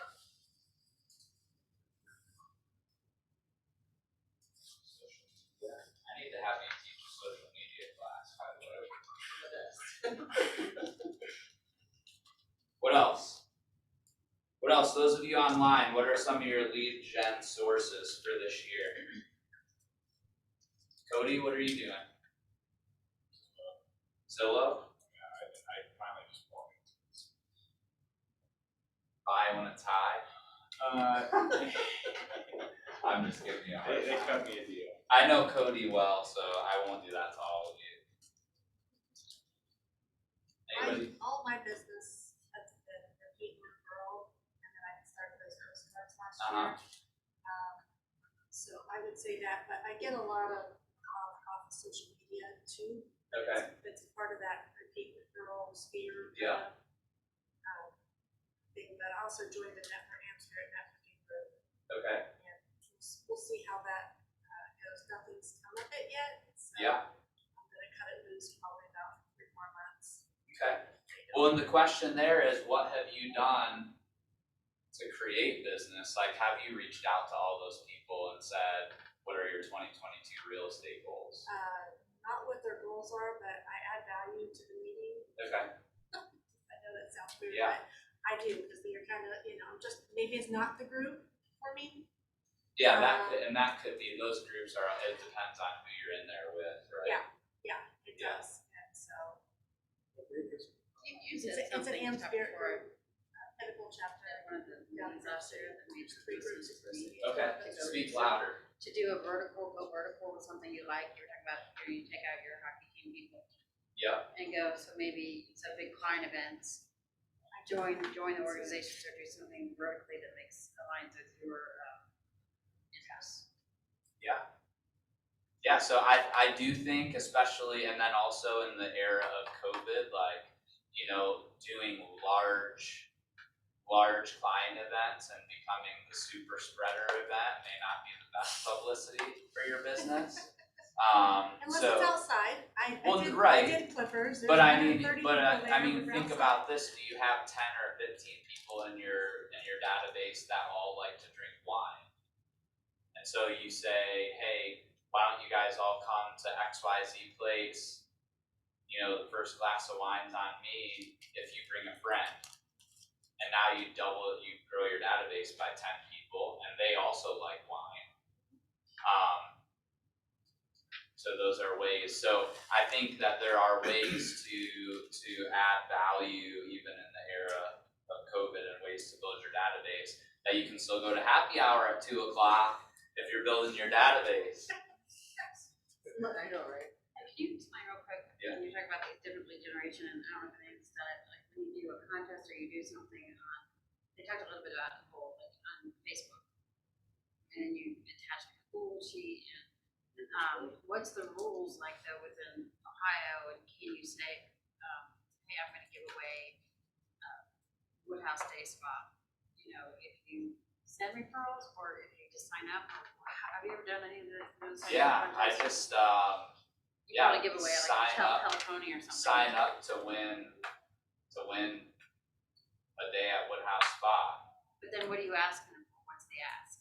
I have a Google form that they have to fill out that asks name, email, address.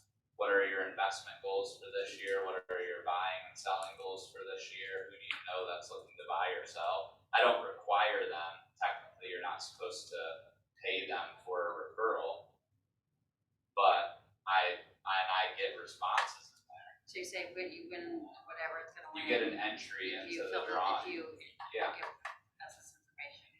Okay, and that's, people wouldn't know in trouble. As far as I I just don't know know, what all the rules are with, nobody's Not allowed told to me say no. thank I guess. well, you're not allowed to say thank you for the referral, so. Yeah. Okay. So this is just kind of a way that leads are going to come in. So again, prospect and marketing come into your database. Then then it becomes a relation management issue. So I think one of the biggest ways that people drop the ball in real estate is through their follow-up or lack thereof.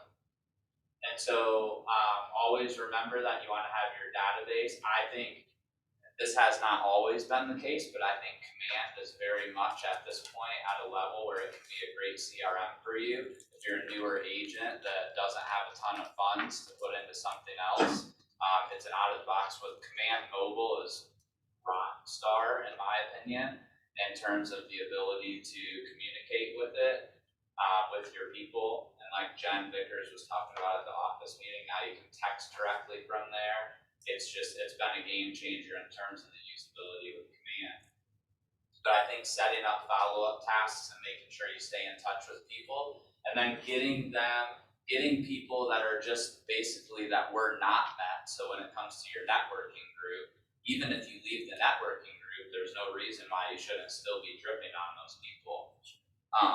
Because maybe the agent that comes into that group behind you is somebody that they don't like or isn't as good or whatever. So that's definitely a benefit. And then the goal of those contacts are to create repeat business and then referrals. So This is the new version, and I self-admittedly do not know this version as well as I used to know the original MREA conversion rates. However, this is the new stuff that just came out last year in terms of communicating with everyone in your database. So the idea is that if you don't know someone really well, so we can continue to use your networking person for this. You know, there's someone that you know or you met, maybe you meet somebody at an open house. So the idea is that 19 touches a year to somebody that you don't really know very well.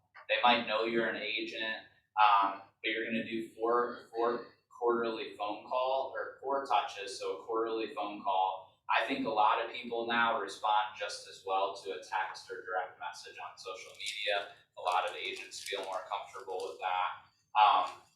But then you've also got your 12 touches, which would happen obviously 1 per month. That would be a monthly email, newsletter, market report, or video.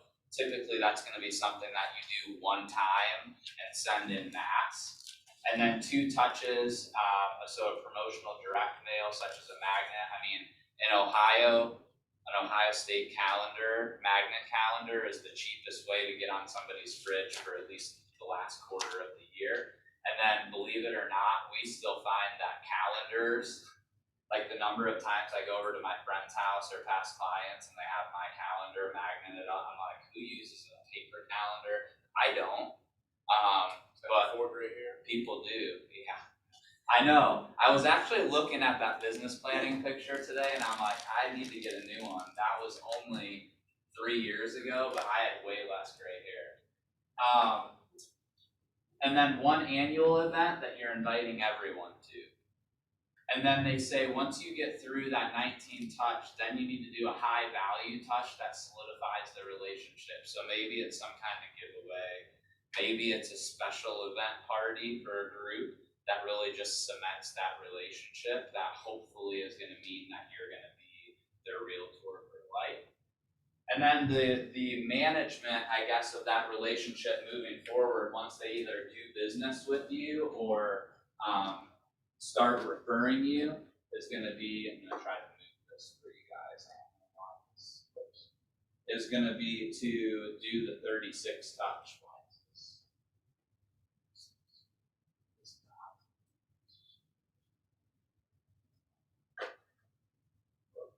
I don't know, guys, I'm sorry, but the 36 touches, 4 weekly phone call, or 4 phone calls, also 26 touches, so bi-weekly way of reaching out, whether it's in the form of a newsletter or just something of value for the consumer, and then 2 touches via an event, and then 4 touches via a promotional calendar.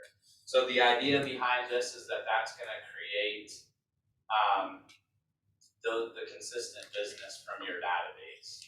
And so this should also be in your packet, I believe, and this is just a way for you to kind of go through and create a plan.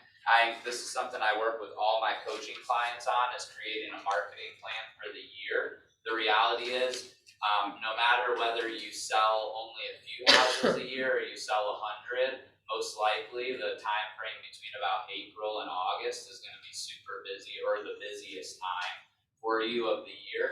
And so that's when we all tend to drop the ball on our lead gen, and then we wonder why we have no business in October and November. So this, having a plan put together, creating as much of it up front as you can, is going to help you work through those times where you feel like you're too busy. So take this time that you don't necessarily have a bunch of listings or buyers, do your lead gen in the morning, and then in the afternoon create your marketing pieces that you're going to send out later in the year, so that you can make sure they're on as much autopilot as you can. I know now we're doing some postcards, and I mean, you can find, there's a million companies out there that will print them and send them for you so that you never have to touch them. And even with EDDM, which is harder to find somebody, but I just found out that Minuteman printing, which they have one in Lewis Center and then one somewhere else. It's right down here, on Fraser. Okay, so they will do EDDM if you just send them the PDF, the design postcard. They'll do EDDM and take it to the post office for you and everything. And then if you haven't heard, here's my recent hack. This is just something I just did for the first time, and it was amazing. amazing. Using Fiverr, it's got 2 R's to design a postcard for like $30. You can pay somebody who's a professional marketing designer to produce a postcard for you. You get revisions and you can pay extra for more revisions. And they create it for you. Then I send it to Minuteman and they're gonna print it and send it for me. So maybe Fiverr, so it's the word 5 and then 2 R's at the end, .com. And they will do social media posting for you, video editing, all of that stuff. Yeah. So I did, I had a postcard created through Vistaprint and I paid $10 for them to do it. They did the same thing. Like I had Nice. a virtual call with them and set Wow. everything up. So it was great. $10. Yeah. Nice. And then so I've spent lots of hours researching this to figure out what was going to be the cheapest. But like going through Vistaprint, having them print it, you can always find a promo code. So you can print those and then you take it to Minuteman and their mailing is much cheaper than going through like Vistaprint or whatever. So they do bulk mailing. But you can get it printed, give them the addresses, or have them do EDDM, whatever. But Minuteman is the cheapest for mailing. Yeah, I love EDD or Minuteman for print. Yeah. Everything. So yeah, so go through this, figure out your current lead sources, or you should know those, right? And then what are your future lead sources going to be? And then what are the touches going to be to those particular spots? And then what you're going to do, I don't know why they have those at sticky. But over here was the 411. You guys all have those in your packet. My encouragement to you is just take those annual goals, break it down into a monthly goal, and then eventually into a weekly goal. And then what do you need to do today in order to hit that goal? And just don't overcomplicate things, but also don't feel like you can wait until August to start. So I don't know if any of you guys have read the 12-week year, but it's a really good book. It's a good concept. It's the idea of breaking the year down into quarters. And instead of thinking that you have 1 year to get it done, if you only have 12 weeks to get something done, you're going to be a lot more motivated and give yourself a lot less slack. My Roger goes on. What's that? My Roger goes on all this. Yeah, there you go. So I think that's probably a good place to stop. Any ahas, any additional ahas, anything else that you guys would like to see? I mean, there's a ton more to business planning, but I felt like that was the most important thing for a lot of you. So what more would you guys like to see out of this, or what were your ahas? So I know the modeling's important. Yeah. They're all there, but like, where would you start first? Where would I Order start that it's in, or just like to really make sure you've got it down, or to make sure you have what down? these different models that you've got things in place where you kind of. So I would first start by taking whatever lead generation that you committed to doing and putting that on your calendar. Because knowing the models is less important than taking action. I would say that unless you walk out of here not understanding anything I said, you understand enough to go take action. Don't get caught up. I'm the best learner around, so I say this for personal experience.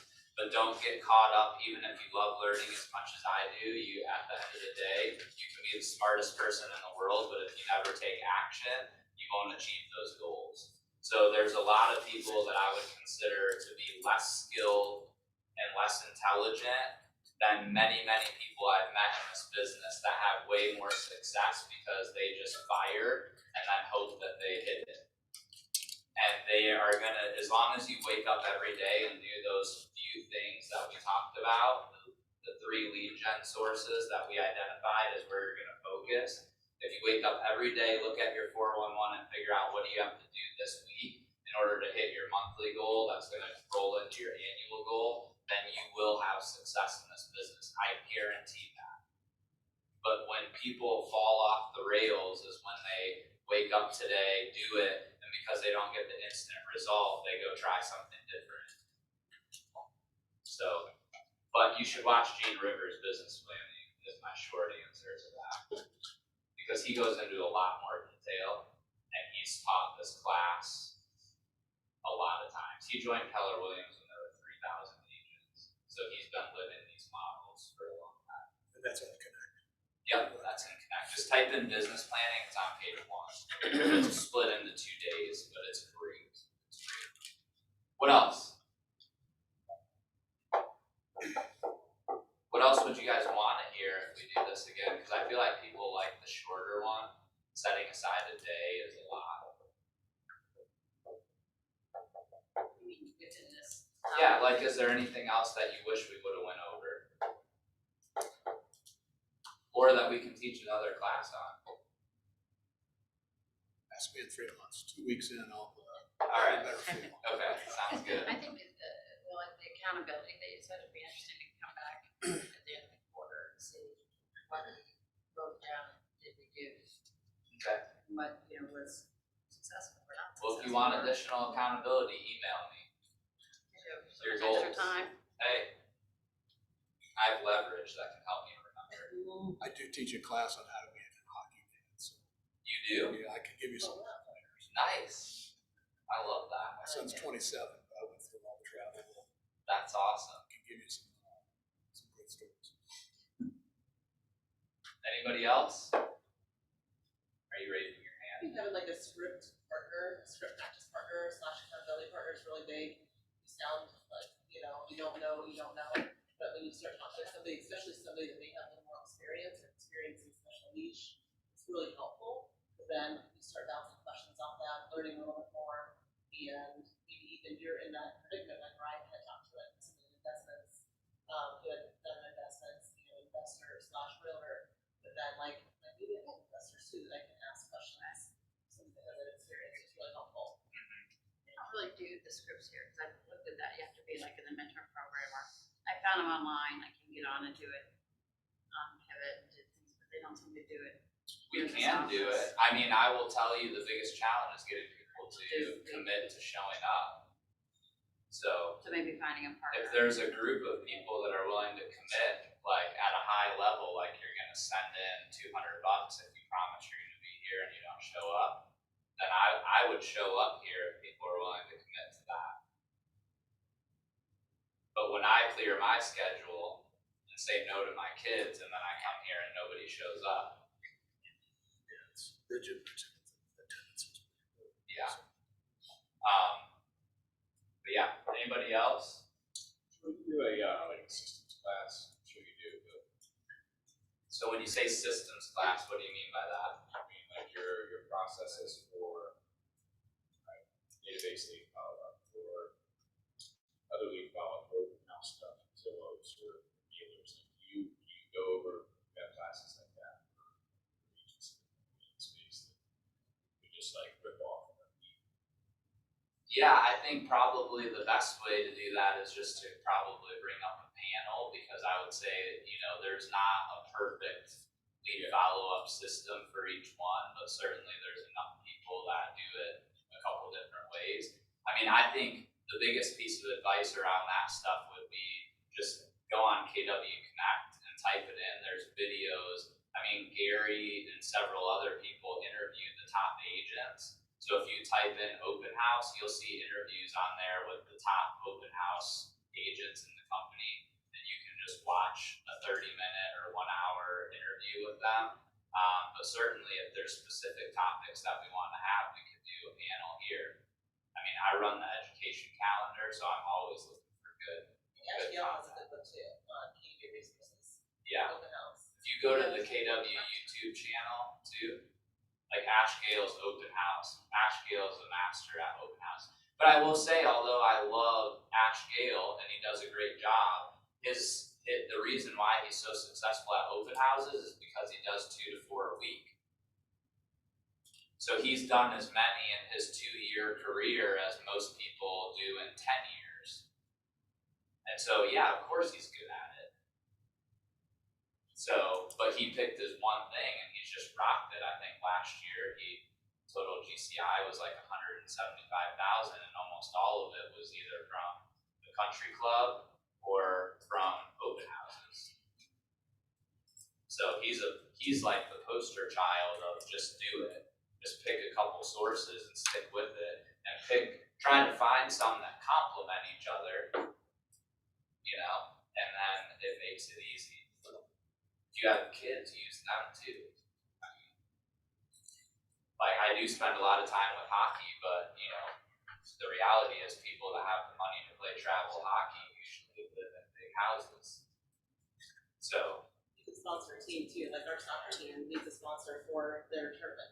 yeah, absolutely. Yeah, you can sponsor a team in addition to paying the fees and the hotels Think about it. and the gas. If you were the GM of Nationwide Arena, kids hockey team, they'd probably hand and say, hey, could we ever get some extra time or whatever. When I worked for Marriott, you know how many people would ask me for the friends and family rate?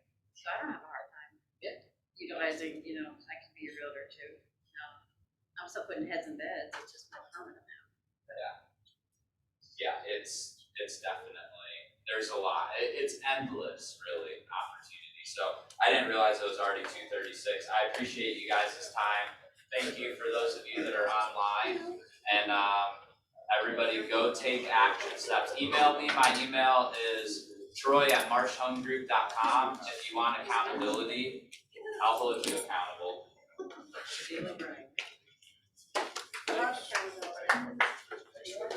Thank you guys. Thank you. So how old are your kids? Right now 8 and 10. Yeah. Yeah. Okay. Nice. I know, well, it's just Yeah. the first My time. oldest plays single A, and then my youngest is in his first year of select. So we're in that like house and select.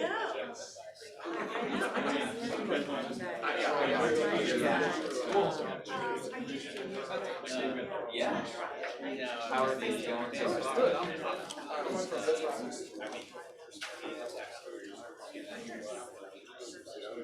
Okay. Yeah, I agree. Yeah. Yeah. Okay.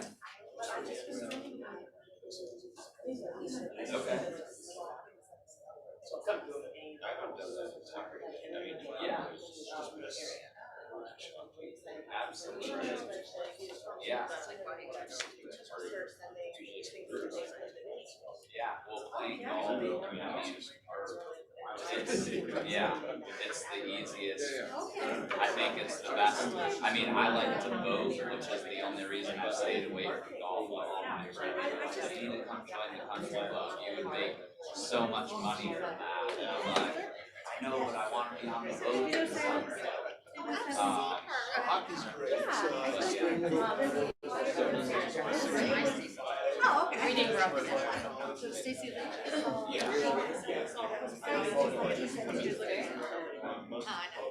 I actually. It is.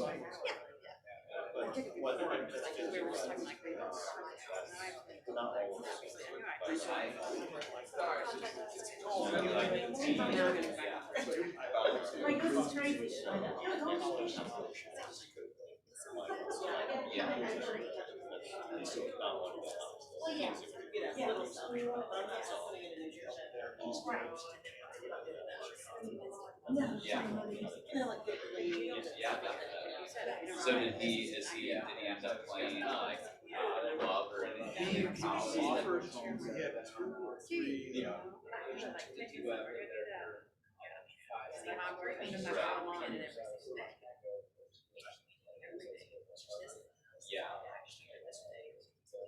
Right. Okay. Yeah. Yeah.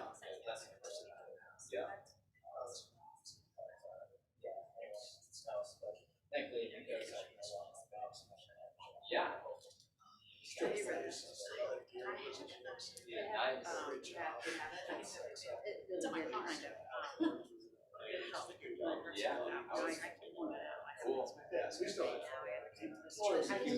Yeah, that's the same thing. Some of our good friends, he actually played professional hockey. His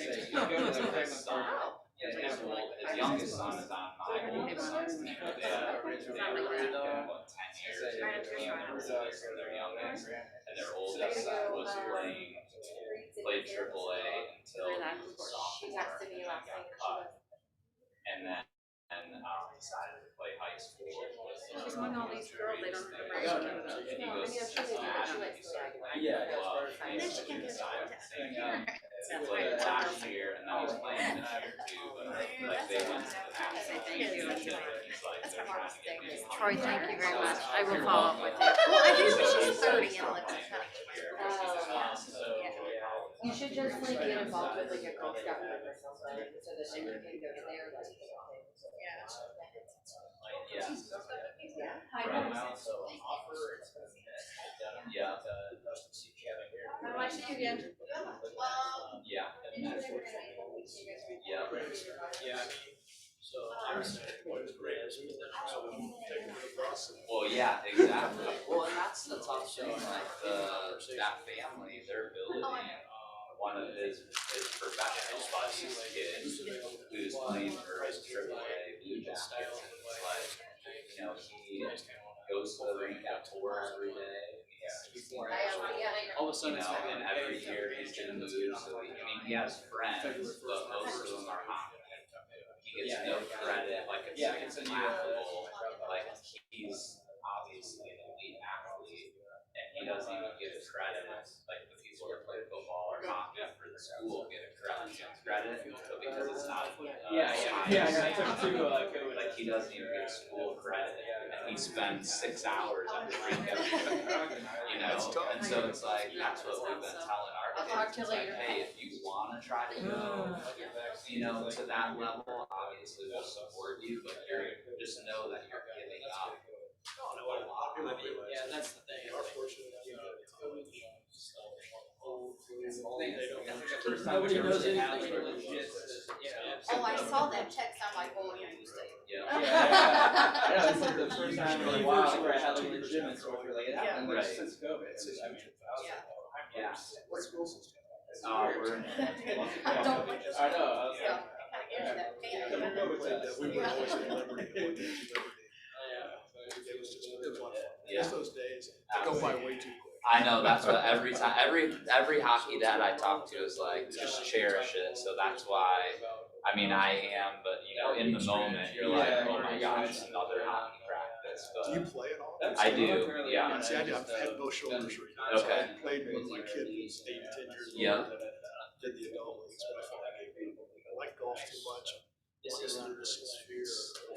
Yeah, and it beats you up for sure, but yeah, it's fun, so. That's good. Well, it's great meeting you. Awesome, yeah, you too, we'll see you around. Yeah. Just being completely open about myself or maybe vulnerable as well. And it's kind of like new, I'm new, so it's like, Yeah. and then you hear like 3 months, 5 months down the road is when you actually. Express. Yeah, it's like, you should. Express is my That's almost a go-to. year with zero For income sure. from. And today, or tomorrow's actually my last day. That's a great question that I don't know. And the quite frankly, answer like to. everybody told me, it's like. If I had to guess, I would Okay, say a so couple they- $100. But there's like, so I could talk about it for a long time, but there's. But I am very, And I did. I will My- like wear my the original same plan clothes, was like if my wife doesn't make me Next year. throw something away, I'll like wear it forever just because it's easy. Yeah. Like if it's in my closet already. And so she usually goes like, I always make a joke that whenever I come home and there's stuff for me on the bed, I know that she's found a lot. But so she buys my stuff a lot, so I just don't know. I just- Express is a great, right, thing. Yeah, from my but yeah, I really love it. It's the super. I mean, I've been in contact once, Yeah. so now let's get them out. And one of them seems today. yeah, I love Express. For my body style, it is one of the main things that fits me.